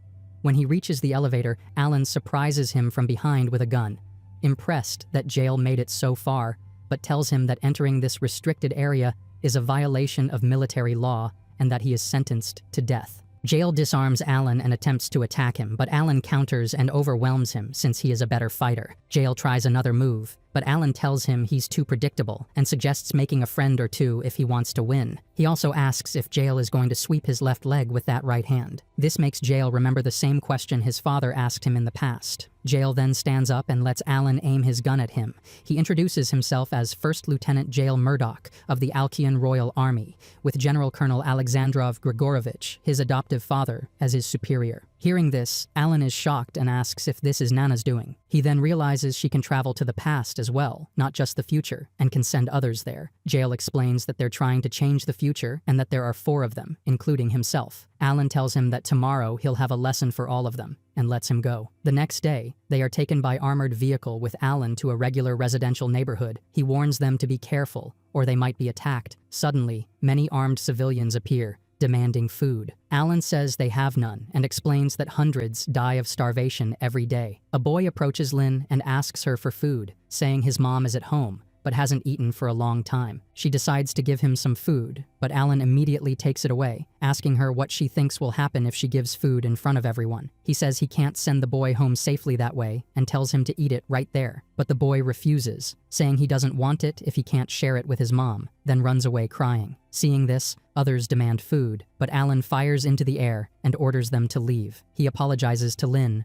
saying the world is beyond saving, and asking what they intend to do. If they don't have an answer, he warns them not to get involved because it's for their own good. Later, the group uses a computer to discuss their next steps. The girls are determined to save Licht, but Jael says there's nothing they can do from there. Pele agrees, pointing out that Alcia will only be built if they win the abandoned war. Licht was a hero of that abandoned war, and Alcia can't win it without him. If Alcia isn't founded, they won't exist, and the land will have no inhabitants. Jael asks if they're willing to erase all of Alcia's people just for Licht, saying that if he were Licht, it would be the last thing he'd want them to do. Later, they attend combat training classes. Jael asks to spar with Alan, explaining that there's someone he wants to defeat in the future, and to do so, he needs to be able to defeat Alan first. Jael throws multiple punches at Alan, and because Alan is overconfident, Jael manages to snatch the cigarette from his mouth, showing that even without friends, he can still pull off a feint. Angered by the cigarette theft, Alan engages him in full combat. Jael's thoughts reveal his resolve to defeat him and to correct the world by becoming the Supreme Commander. The two exchanges blows at high speed, now evenly matched. Meanwhile, the director arrives before Class A and proposes to begin their training to become the army that doesn't kill. He tells them he'll give each each person a weapon suited to their peculiarities. He gives Ichinos a sword because she always focuses on what's in front of her, and he gives Akui and Suda spears, while suggesting Hina, because of her compassionate heart, become a medic. One student asks if their weapons shouldn't be rifles or something similar. The director explains that in the upcoming war, modern weapons will only be used at the beginning. But after that, combat will be hand-to-hand with reusable weapons. If they are stronger than the enemy, they can win without killing anyone. Later, the director speaks privately with Ferenda. They note that when the deadline arrives, war will erupt, a war unlike anything seen before, not fought over limited resources, but to reduce the population. That is the goal of the ACES project. Ferenda again urges moving forward with human trials, but the director expresses disgust at the idea and makes it clear they will never experiment on their students. One day, Class A has a beach outing, observed by the director and instructors. The director then announces a game, one class versus another, using only water guns mixed with ink. To win, they must capture the opponent's flag, and anyone hit with ink water is disqualified. Rihito proposes that their class demonstrate the army that doesn't kill by winning without firing a single shot. He vows they will never eliminate anyone, no matter what happens, and everyone agrees. Once the game starts, Rihito and his class run away with the enemy flag. When the opposing class tires from chasing them, they seize their flag and win that round. After defeating the other classes, they face their final opponent, Doan's class. They try the same exhaustion strategy, but can't find the enemy flag. Doan ambushes them, defending his flag and attacking fiercely, forcing everyone to flee from his great strength. One boy tries to shoot him, but Rihito stops him. Later, Rihito provokes Doan into chasing him while holding the flag, leading him to a dead end by the coast, where Doan steps into a trap and falls into a hole. The rest of the class comes out of hiding, takes the enemy flag, and wins the game. That night, Class A celebrates their victory, calling Rihito Commander. They admit they didn't think the army that doesn't kill was possible, but the game proved it can be done. They ask Rihito to accept being the class commander, and he agrees. The next day, the director and instructors receive news of David's death. They listen to his last transmission, where he says they've been deceived. They suspect their plan has been leaked. Ferenda suggests immediately moving forward with the ACES project, explaining that rat experiments are no longer viable, and they must begin human trials, or the project will stall. However, DNA tests have shown that only one candidate has a high chance of success. The director decides to inform Rihito, who agrees to undergo the surgery because it will help his class become the army that doesn't kill. On the other hand, Ferenda informs the class that Rihito will undergo surgery that could end his life. Although they oppose the idea, she explains they are not ready for war and that this is the best way to win. Rihito agrees and tells them that if there's a chance for everyone to survive, he will take it. That night, Jail and the others discuss whether they should stop the surgery, but Jail convinces them it's better to do nothing. This is because if they return to the future, Alcia might no longer exist. Then the time for the surgery arrives, and everyone says goodbye to Rihito before he leaves. We see Rihito laid on a stretcher next to the director, and the surgery begins seconds later. Later, everyone shows concern for Rihito, and Sonohara practices her aim, hoping she can fight alongside him. But then, Doan arrives and starts bothering her, calling her a weak cockroach, and saying no surgery will change that. After that, he takes her star, causing her to despair. At that moment, Jail arrives, and Sonohara asks him to give her one of his stars. Meanwhile, Doan mocks her weakness, and bored, leaves the place. Jail refuses to give her his stars, telling her that if her stars are so precious, she must protect them with her life. She confesses she has been bullied her whole life, and only Rihito protected her, which is why she has to become a soldier. She says if she's not near Rihito, they'll abuse her again. Jail calls that dependence and tells her to have conviction. If she wants strength, she must have conviction. Then he gives her one of his stars and leaves her alone, which makes her sad because she doesn't understand. Now Lin has a private conversation with Pele, expressing her worry about Licht, and that she likes him. He helps her feel better, but suddenly Hina appears from a locker, telling Lin she heard that Lin likes Licht. Lin apologizes since Hina is Licht's girlfriend, but Hina clarifies she's not Licht's girlfriend. She says she doesn't know if she likes him or not, because Licht is the first man she's known, and she doesn't know how she feels. Then she changes the subject and mentions the idea that they can save Licht by making sure he doesn't kill anyone. What they have to do is stop Licht from becoming the evil Licht. Jail arrives and supports the idea, explaining he felt the Licht he faced in Homeho was stronger than his evil persona. so it's worth trying. As long as they keep Class A by his side, Licht won't have to adopt that habit of strange masks and will be his usual self. Then Alan arrives and tells them that Rihito's operation is going well. Later, they inform the rest of the class that Rihito is okay. But soon, they see helicopters approaching from afar, and Alan recognizes them as Joint Force helicopters. He doesn't pay much attention since Althing hasn't allowed any wars until March next year. However, he recalls David's report warning they have been deceived. Suddenly, one helicopter fires several missiles at the school, and some girls are cornered by soldiers. The enemy sergeant orders his men to finish them off. Meanwhile, the school is attacked from all sides, and Sonohara is captured too. But Doan saves her and sees she's terrified, constantly mentioning Rihito. He defends her from approaching soldiers. Now Ichinos and the other girls are saved when they throw flour at the soldiers, creating smoke screens. They take advantage of this to rescue them and defeat the soldiers. Then Alan guides them to run to the classroom to be safe. There, Ferenda talks to Alan by radio, explaining they did the voting again. There are 7 ballots that can vote in Althing, and other countries have a total of 4, more than half. In other words, the rest of the world deceived them, lowered their guard, and changed the ban to September without telling them. There's a problem. They cut the power, which will kill Rihito. The operation was going well, but the genetic injections can't be stopped manually, and Rihito is overloading. Soon, his body will reject the procedure and suffer a heart attack. She tells them to activate the backup power as soon as possible, which is the only way to save Rihito. After that, they decide to make their way forward, fighting the soldiers they encounter since the backup power is far away. But at one point, Ichinos is shot in the leg and Genji is hit all over while trying to protect her. Hina stays with them to tend to their wounds, and the others continue on. Later, they reach another room to be safe. Alan tells them the power is about 50 meters to the right side of the gym storage room, but rushing will cost lives. He throws a piece of wood outside and sees they are shot at from all directions. They have 6 seconds to reach the power but will die in less than 1. We see briefly that Licht's hair is already starting to change color. Then Alan explains they must run when he gives the signal. Soon after telling them to go, an enemy soldier fires a missile at that room. After that, Alan yells for them to keep going, though he is wounded by the explosion. Meanwhile, Hina and the others were captured by the enemy, who demanded Hina tell them the other's location. When Hina refuses, the soldier attempts to shoot her, and she calls for Licht's help. Now we see Jail and the others return to Alan and inform him that they managed to activate the backup power. This causes Raito's vital signs to recover, and he finally wakes up. The director gives him a sword, explaining that it's a replica of a ballot and that it will amplify his power. However, it won't work just yet, as he must first engrave it with his counter, which is an oath he will be bound to. The process is simple. When he decides on the oath, he must say, "Authenticate counter,"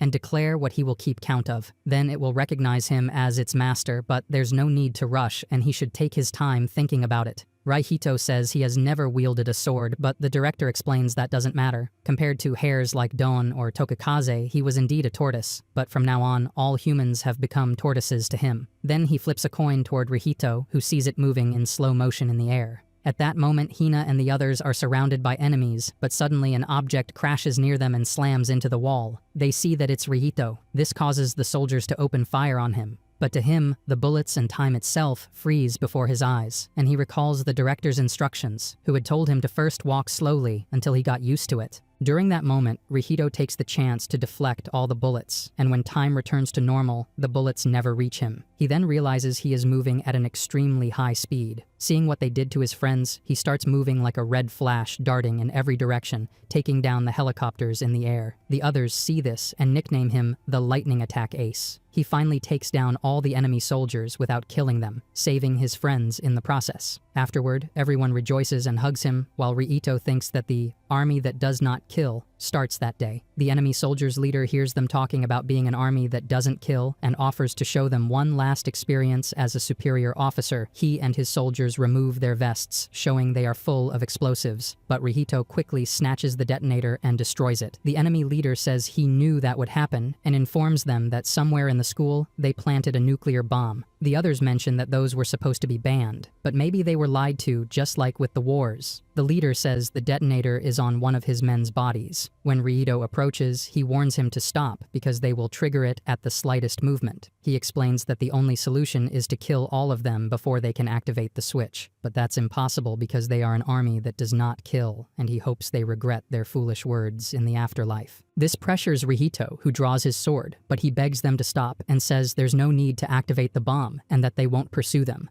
However, the soldier replies they will kill him no matter what. He explains, 1 kill, food for a day, 10 kills, food for a month. 100 kills, food for a year. That's what their families receive. He says he likes the idea of an army that does not kill, but asks what will happen to the enemies and their families if they are spared. They will starve to death. A slow and painful death. He urges Rihito to face him because the world has no salvation, and there are too many people. To survive, either they die or their own people do. The only way to end this war is by killing. Then, he starts the countdown to detonate their bombs. The others try to stop Rihito, but just before the countdown ends, Rihito kills all the soldiers in an instant. After that, the enemy soldier tells Rihito he lied about the warheads, but says he did well and tells him to survive this war. His severed head falls to the ground in front of Rihito, shocking everyone. Rihito exclaims that he has blood on his face and runs off to wash it. Hina chases him, finding him vomiting and losing his composure over what he had just done. He admits Doan was right. Wars don't end unless you eliminate the enemies. At that moment, Hina, Jail, and the other two are enveloped by a colorful energy. Jail says goodbye to Tokikaze, telling him it's time to return to the future. Seeing this, Hina realizes she must save Licht at that exact moment. She hears Licht say he's glad it was him because the others are safe and that if he kills all the enemies by himself, everything will be fine. Then he uses the authenticate counter, and his counter becomes the number of enemies he kills in everyone's name. This engraves a white star on his sword, turning it into a ballot with his counter. Hina realizes there was never a way to change that, because he showed no remorse, only a sign of determination, taking full responsibility for it. This makes her see him as a kind man, and she realizes she truly loves Licht. She undresses and then kisses him, taking his hand and placing it on one of her breasts, asking if he wants to go further. She tells him that if he does, he must remember what she will say for the next 300 years. She will kill many people from now on and end up alone, but he must never forget that she will be waiting for him in 300 years. If he is ever sad fighting alone, she will give him children and make sure he is never lonely again. No matter where he goes, she will find him. After that, she is taken to the future, just like the others. At that moment, Class A wondered where they had gone, and Tokikaze reminded them that Jail had said they would return to the future. Then Rihito arrived to tell them that they had gone 300 years into the future because she had told him she would wait for him for 300 years. He then told them that their duty was to hurry and end the war so they could contact the future where Hina and the others were. Rihito thought to himself that he would work hard on his own so they could become the army that doesn't kill. That day, war broke out across the entire world. It was a war with the goal of reducing the world population until it matched food production levels. Later, it became known as the Abandoned War, meant to solve overpopulation. Now we see the director blaming himself for making Licht kill someone, but Ferenda comforted him, explaining it was necessary and that they needed the ace to change the future and save them from unilateral plundering. Rihito was then sent on his first mission at the front lines, but when he returned to the others, he no longer looked the same. On that day alone, Rihito killed 337 people, and after that, he met Nana, and they became good friends. For her, it was like having an older brother, but he kept changing every day. Perhaps due to his overexposure to Schmerman's genes, he began to develop incurable scars all over his body and mind. The murderous impulses of Schmerman increasingly controlled him with every kill. And when he surpassed 10,000 kills, Licht lost the ability to smile. One day, the girls approached him, showing him their underwear and even inviting him to bathe together. But he called her Soldier Ichinose and ordered her not to kill any enemies, then walked away. That made them think their favorite pervert, Rihito, had died, but Ichinose said he hadn't, and that she wouldn't give up believing in him. After that day, Licht wore a mask and never took it off in front of others. Eventually, Class A went to the director, saying they couldn't let Rihito fight alone anymore. The director asked if they wanted to undergo the same operation as him, to which they agreed. Everything for Rihito. Later, 4 more compatible subjects were found. Tokikaze Sakai, the ace of sudden attacks. Doan Takatora, the ace of heavy attacks. Sonohara Mizuka, the ace of pursuit. And Captain Alexandrov Grigorovich, the ace of explosive attacks. They thought that would keep Licht from being the only one fighting, but it didn't work that way. Tokikaze went to talk to Rihito, telling him he was now an ace. But Rihito, as his commander, ordered him never to kill anyone. Before leaving, Tokikaze approached him, which made Rihito point his sword at him, warning that if he disobeyed, he would kill him. Then he returned to war again, accompanied by Doan. Meanwhile, the The director met with Alan and Ferenda, where she proposed it was time to take the offensive. Now, they needed to obtain the original ballots. They weren't immune to the food shortage affecting other nations and would soon die with them. So, they needed to activate another plan as soon as possible. If they could obtain the 7 original ballots and achieve unanimous voting, they could gain unimaginable power that defied even the laws of nature.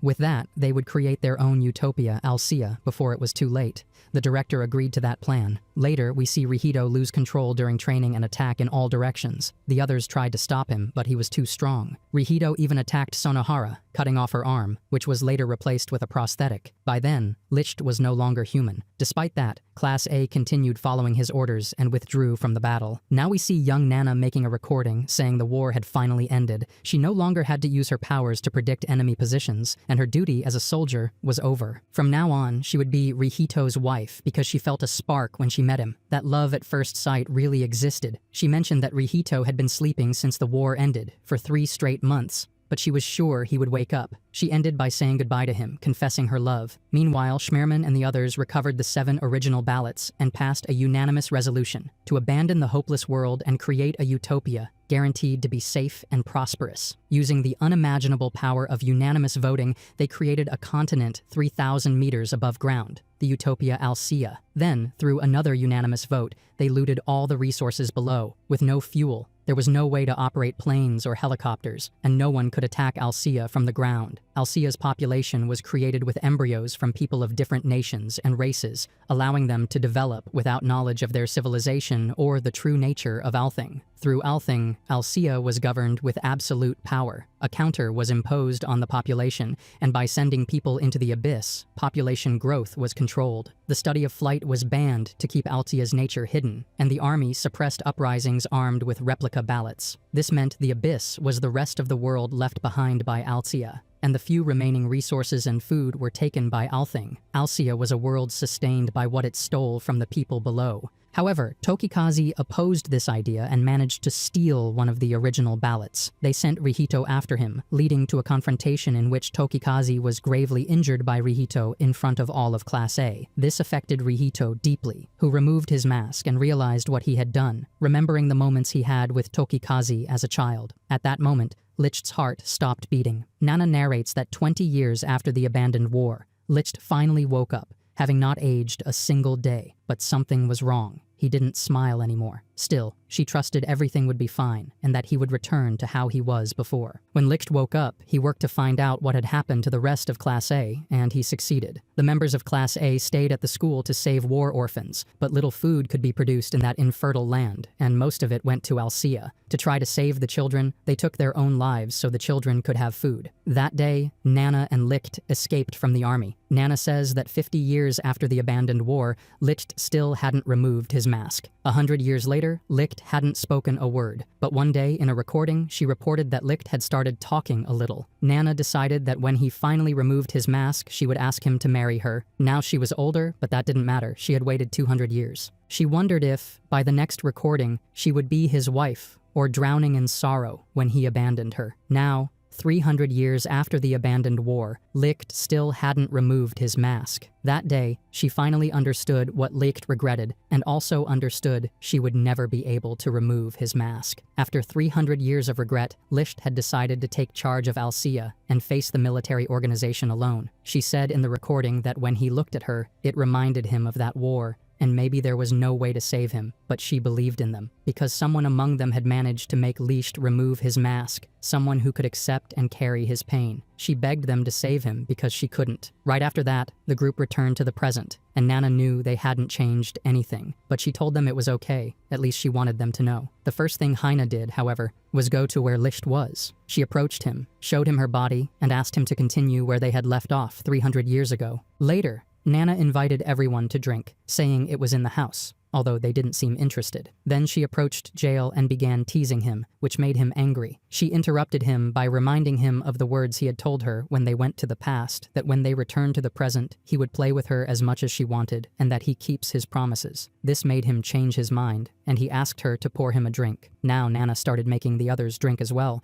Although Sonohara said she preferred to watch from afar, she was seen observing them from a hill through the scope of her sniper rifle. There, Heine didn't look well, but eventually started drinking. She remembered what had happened earlier with Licht, who had reacted by vomiting excessively when she proposed they continue what they started 300 years ago. After that, he called her an erotic Lolita, explaining it was impossible, and even for him, girls were off limits. He told her they weren't the same age because he was over 300 years old and saw her as a child. Finally, he asked her to do things like that when she grew up and with someone she truly loved. This made Hina start drinking heavily, and then she began comparing herself to Lin. Hina noticed Licht was fine touching Lin's breasts, but not hers, and eventually she threw herself at him. She then complained, asking why, since before, he had tried multiple times to look under her skirt, but now it was different. Seeing this, Nana commented that there was only one thing she didn't understand. In the 300 years she spent with him, he never removed his mask. But the day he met Hina, he did, and she wondered why he did it for her. Now she understood.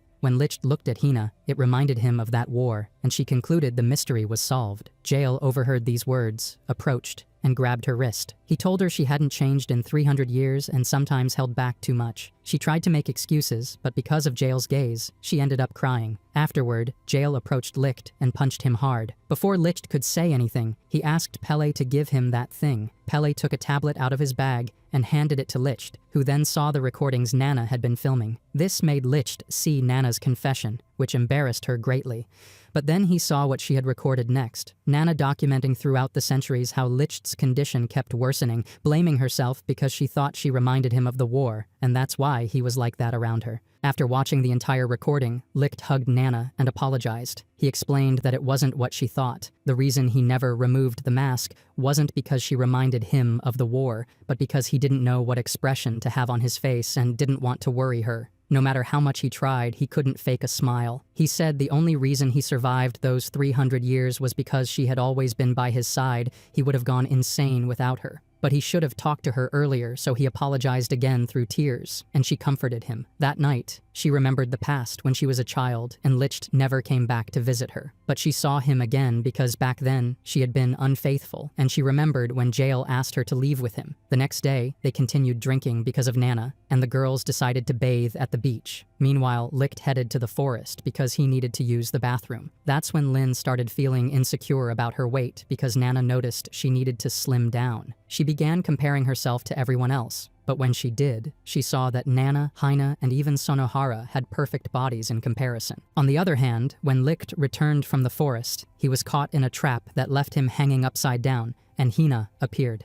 The first thing she said was for him to make love to her, but that scared him, and he yelled that there was something wrong with this teenage girl. Still, she untied him and said he always abandoned her. When they first met, he promised to eat with her, but then left her behind. Even during that time with Pelmo, he still tried to run away. After their trip to the past, he had been avoiding her even more, and it seemed like he would abandon her again. That's when she asked if he hated her that much, or if she was too immature for him. At that moment, Licht mentioned what she had told him, about how her mother had told her to find the ace, and then asked her if her mother's name was Tsukina Pharaoh. This shocked her, and she asked how he knew her mother's name. Licht explained that Tsukina had been a childhood friend of his. When he first saw Hina, he felt the urge to speak to her because she looked so much like Tsukina. When he saw her name, he didn't think it was a coincidence, but at the same time, he knew it was impossible, because Tsukina, like him, was someone who had lived 300 years ago, and it was impossible for her to be Hina's mother. But when he saw she had that ballot, he knew it had to be true, and that it was one of the original ballots, which grants the right to call a vote with Althing.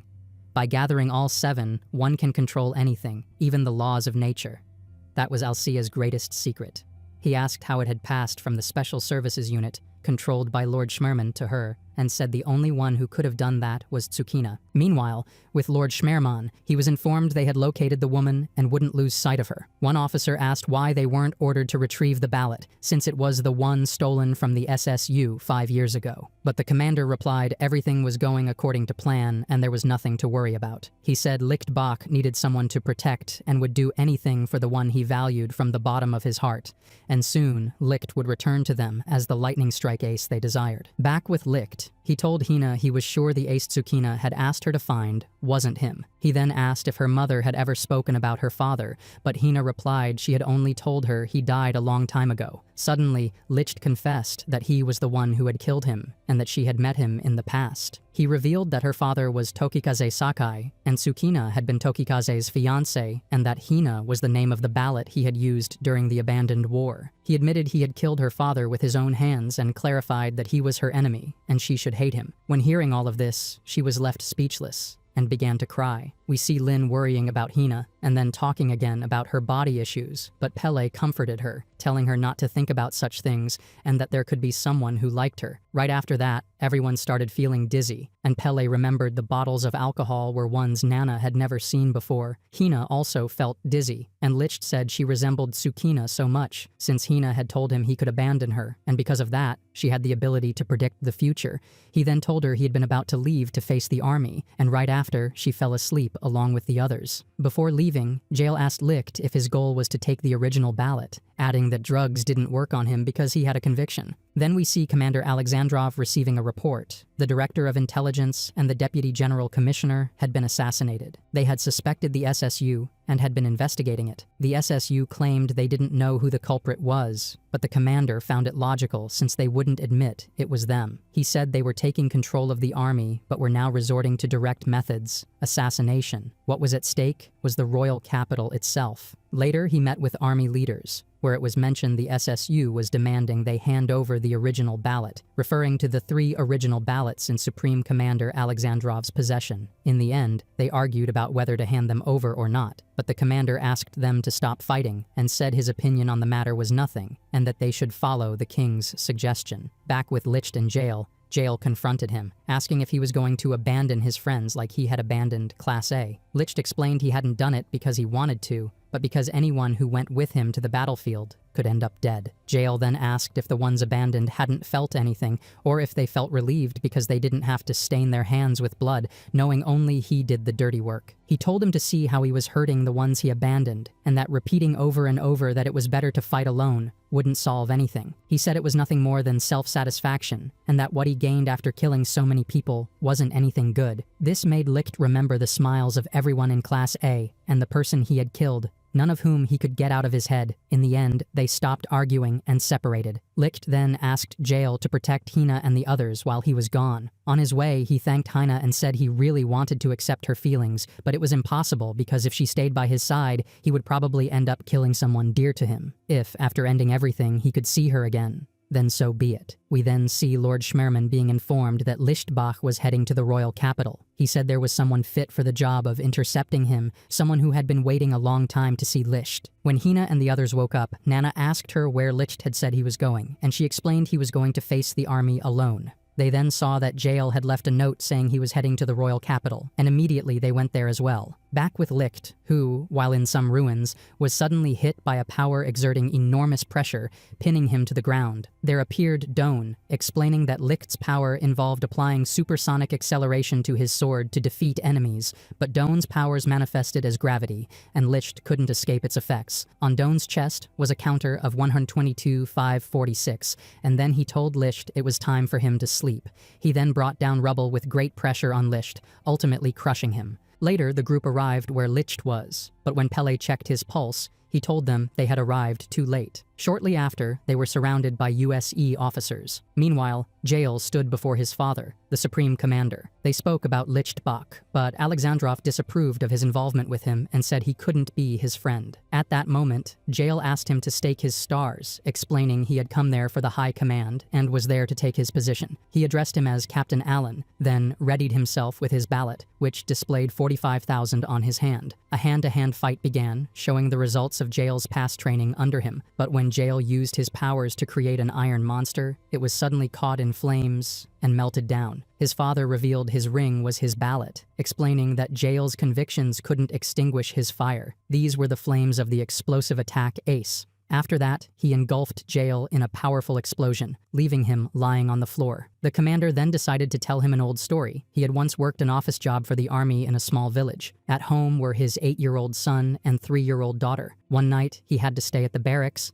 and the next morning, he returned home with gifts. But what he saw were the bloodied bodies of his 2 children lying on the floor. His daughter still held a piece of a candy bag in her hand, likely because her brother had tried to protect her. They were already dead, but he could still hear their voices. The village was so small that he quickly found the culprit, but what he saw was a man feeding his malnourished child. He couldn't pull the trigger, realizing what he needed to hate was this world gone mad and the adults who couldn't prevent it. The commander admitted Jael was right and that Alcia was a mistake, but said there was no other option. Now that Jael understood, he could start over as a recruit. After that, Althing removed Jael's 45,000 counter and transferred it to his father, leaving Jael's counter at 1. Before leaving, Jael stood up again and asked him once more to stake his stars, saying that the story made it clear his father couldn't defeat him and couldn't stop his convictions unless he killed him, but he never could. Jael said Alan had learned that 300 years ago in those facilities where he discovered Nana could travel through time, and asked why he hadn't asked Nana to send him back to save his children.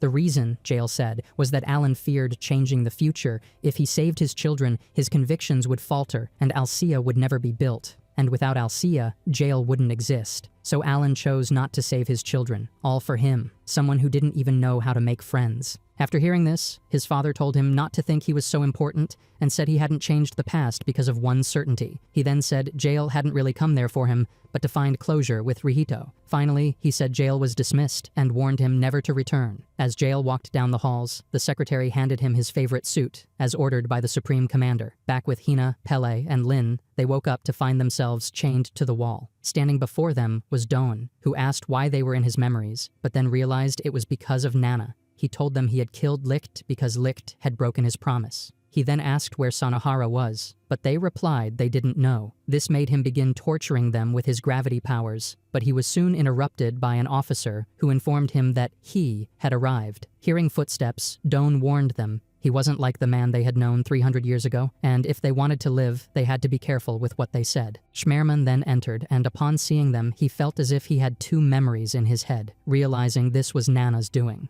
Suddenly, Hina asked him why he had betrayed Class A, saying everyone had believed in him. Lin then addressed him as Mr. Schmerman, but one of his officers shoved a gun in her mouth, correcting her, saying she had to call him General. Schmerman explained that the selection had started from the very entrance ceremony, and that he had told Rihito, in front of everyone, that they had to kill or be killed by him. The army that doesn't kill was a test to weed out the weak. If someone was innocent, believed in that fantasy, and refused to kill enemies, they didn't deserve a place in his army. He then ordered Doan to subject them to the ACE operation, telling him not to bother checking their genes because they would be testing a new drug on them. After that, Schmerman left, and an officer attempted to give Hina one of the pills. Doan, however, asked him to check their genes first. The officer reminded him the general had said it wasn't necessary, arguing the drug could turn anyone into an ace, regardless of genetic compatibility. Doan refused and used his powers to stop him, saying that becoming an ace without having lived through that war was something he would never allow.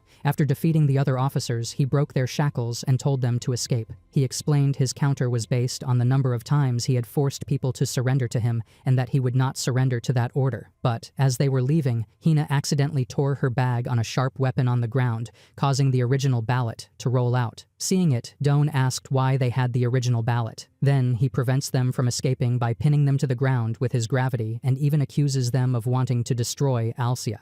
There, they find themselves in trouble, but since Lin is the closest to being able to escape, the others distract Doan and manage to help her flee. However, as she rides away on horseback, Doan shoots stone stakes at her using his power, and one of them strikes her in the ribs. Hina then stands in front of Doan and assures him that Licht is alive, that he and Lin will survive and return soon. Because of that confidence, Doan decides to make a bet with her, not with stars, but with his life. After that, he destroys the wall in front of them, revealing that Nana had been hiding there. We then see Lin reaching Licht and begging him to wake up while gently hitting his chest to help him breathe. Afterward, she gives him mouth-to-mouth resuscitation and tells him they are all going to be killed if he doesn't wake up right now. But he doesn't react, and she loses strength as she's bleeding from her wound. She starts thinking about how she hasn't confessed to him yet, recalling the moments she spent with him, and then loses consciousness there. Shortly after, she wakes up and sees that the people of Hamho had treated her injuries. They tell her that the lady from the greengrocers warned them and said she was in trouble. Lin then decides to confess to Licht that she loves him, but even so, he doesn't respond. This makes the greengrocer's lady approach Licht and slap him. She tells him that a long time ago, a new supervisor came to town. She was very clumsy and took time to learn,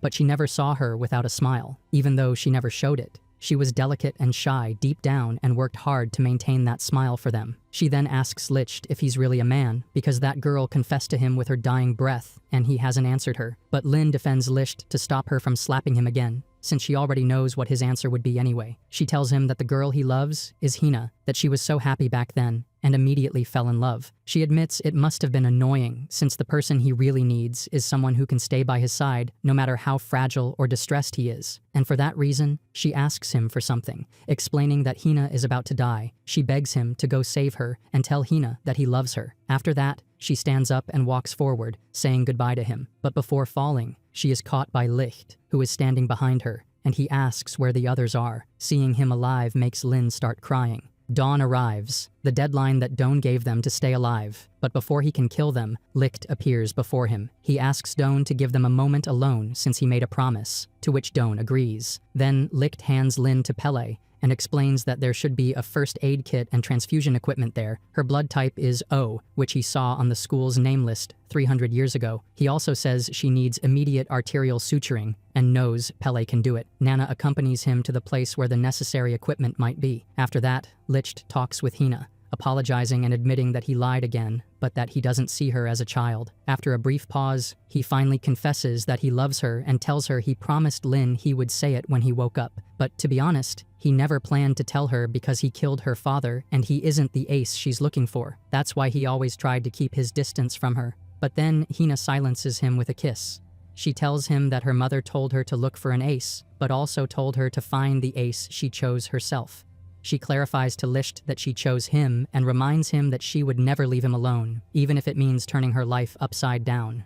She asks him to promise that he will never go anywhere without her again, nor use weird masks to hide his face when he's suffering. Hearing this, Licht agrees. Now that they have declared their love, she asks if they should start making babies, but Licht responds that he'd rather take it slow before reaching that point. He then tells her to go help Pele and Nana and begins his confrontation with Doan. At that moment, the two clash with their powers, but since Licht is determined to keep his promise to Hina, he overcomes Doan's strength. This allows him to break his gravity sphere and push him back. But before continuing the fight, Sanahara arrives. It is shown that she's in her alternate personality, which gives her power and makes her obsession with Licht go insane, and she sides with Doan. This causes Licht to struggle, having to face two aces at the same time. There comes a point where the two of them create a combined attack called Gravity Bullets, which amplifies the power of the bullets Sanahara fires at Licht, making them impossible to block with his sword. He is then cornered by Doan's gravitational pressure, while Sanahara keeps firing non-stop.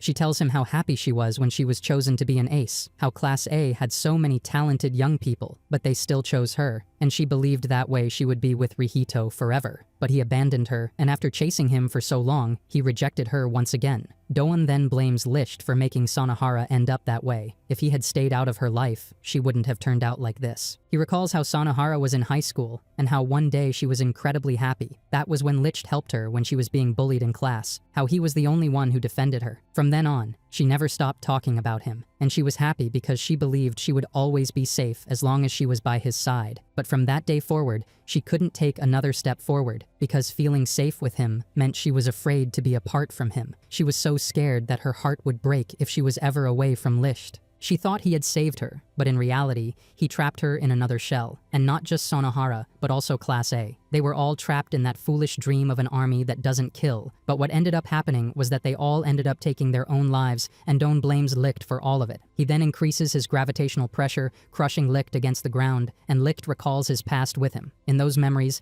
Licht asks why children have to be affected, why they have to kill them. Doan explains that this is war, and they must make sure they're the last ones who ever have to do it. Back in the present, Doan decides to launch another massive attack at Licht, but Nana intervenes. This causes Doan to increase the gravity on everyone, including Pele and the girls, telling Licht that the same thing is about to happen again to the people around him. This forces Licht to consider his only option, reverting to his other personality, and the 001 appears in his eye. But before he activates that power, Jail appears and disables the gravity on them by causing a shockwave. He then joins Licht, deciding to fight Sanahara while Licht faces Doan. Meanwhile, Pele continues treating Lin. During Jail's fight against Sanahara, he blocks all the bullets she fires with his power. Seeing his counter at 1, she thinks that's why he can only create iron fragments. Even so, he slowly approaches her while blocking every bullet, causing her to panic. Jail tells her she can't pierce his iron because she lacks conviction, which only makes her feel worse. When he reaches her, He reminds her that he told her 300 years ago that if she wanted to be stronger, she needed conviction. He even places her gun against his own chest so she can't miss, but Sanohara freezes upon hearing him. In the end, she admits her conviction is that she doesn't want to shoot him and collapses, dropping her weapon. On the other side,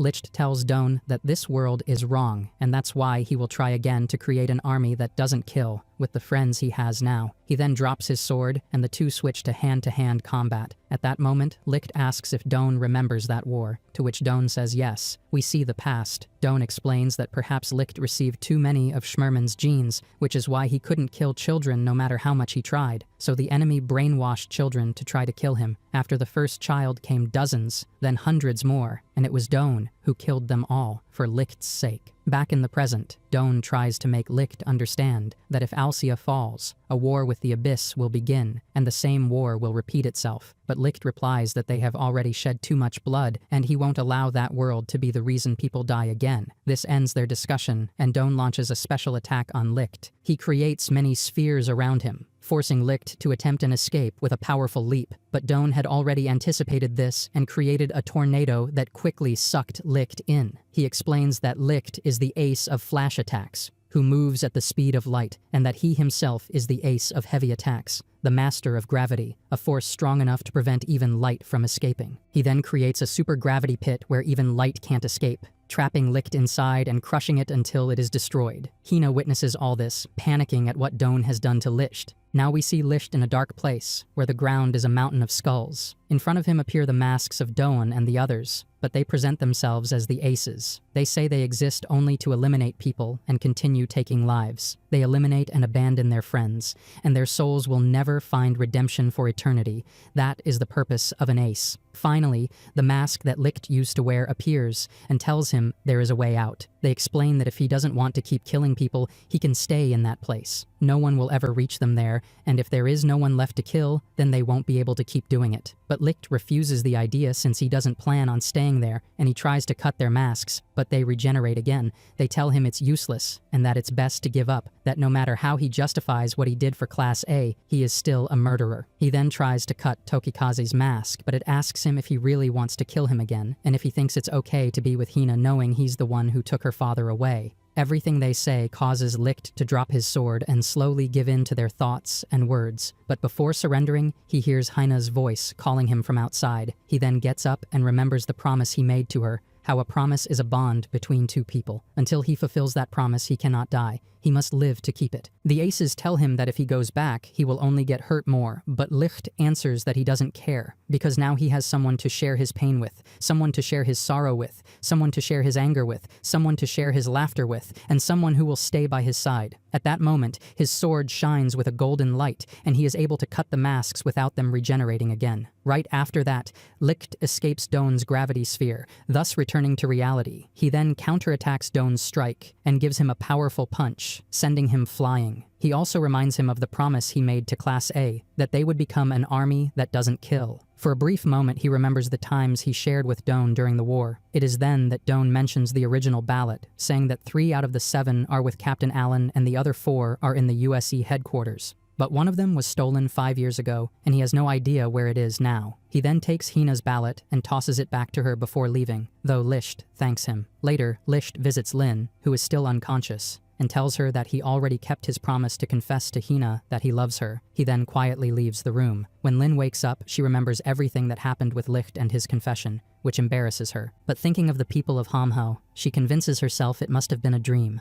Just then, the villagers appear and comfort her about being rejected by Licht. That's when she realizes it wasn't a dream, and that she was indeed rejected, causing them to get angry and go looking for Licht. Meanwhile, Jael is alone with Nana, and she suggests Lin quickly fall in love with someone else after seeing her sad about being rejected. But before leaving, Jael reminds her of their promise from 300 years ago that if she wanted to play, he would. This embarrasses and delights her at the same time. Later, Pelle talks privately with Licht, surprising him from behind with a sword. He asks how Licht knew he could perform the surgery. Licht answers it was just a hunch, but Pelle doesn't buy it, pointing out that Hina studied medicine 300 years ago and was more qualified to treat Lin, but Licht chose Pelle because he thought she wouldn't have been fast enough. Pelle questions how he could have known that, and since when he knew it. Licht explains it was when he was attacked by the USE. Alcyons shouldn't know what a weapon is, but Pele reacted perfectly. Licht then says that Pele is on Lin's side, and if he's on her side, then he's not his enemy, no matter who he really is. After that, Licht leaves, and the fruit vendor woman leads Pele to Lin. She is still sad about being rejected, but he suddenly jumps on top of her, telling her he doesn't care that she was rejected. He checks her eye, sees no sign of anemia, then examines her wounds and confirms she's fine. Later, he brings her food and tells her that Licht has strange tastes, but that's no reason to cry, that if she asks anyone in town, no one would reject her. She then asks if that includes him, but Pele answers no and calls her chubby, making her laugh, and they begin a friendly conversation. Meanwhile, Hina and Licht are together. She happily shows how glad she is that he returned and kept his promise, telling him that, as a reward, they'll make babies, and then she takes off her clothes in front of him. This makes Licht extremely nervous, and he asks her to put her clothes back on. But she doesn't listen and even pulls down his pants, insisting it's important to make babies. Right before anything happens, the others interrupt them, saying they wanted to talk, but will come back later. When they finally speak, Jael asks Licht what they will do now. Licht answers that he is going to gather the original ballots, saying Althing is dangerous because it has the power to create or destroy continents with a simple vote, something beyond imagination. He says the world is controlled by the count system, and everyone fears being sent to the abyss, but no one questions Althing's authority. There must be a way to survive without depending on Althing because humans have potential. No matter the hardships, they can achieve it as long as they all stick together. That's what his friends taught him, and he wants to find a way for people to determine how they live, even if it means going against Alcea. Everyone supports his plan, and Sonohara even says she will help as well. Finally, we see an officer informing Schmerman that they are ready to take the capital and that all USE personnel are prepared. The commander says he will be waiting for Lichtbach, and the silhouettes of what appear to be Class A are shown, thus ending the anime.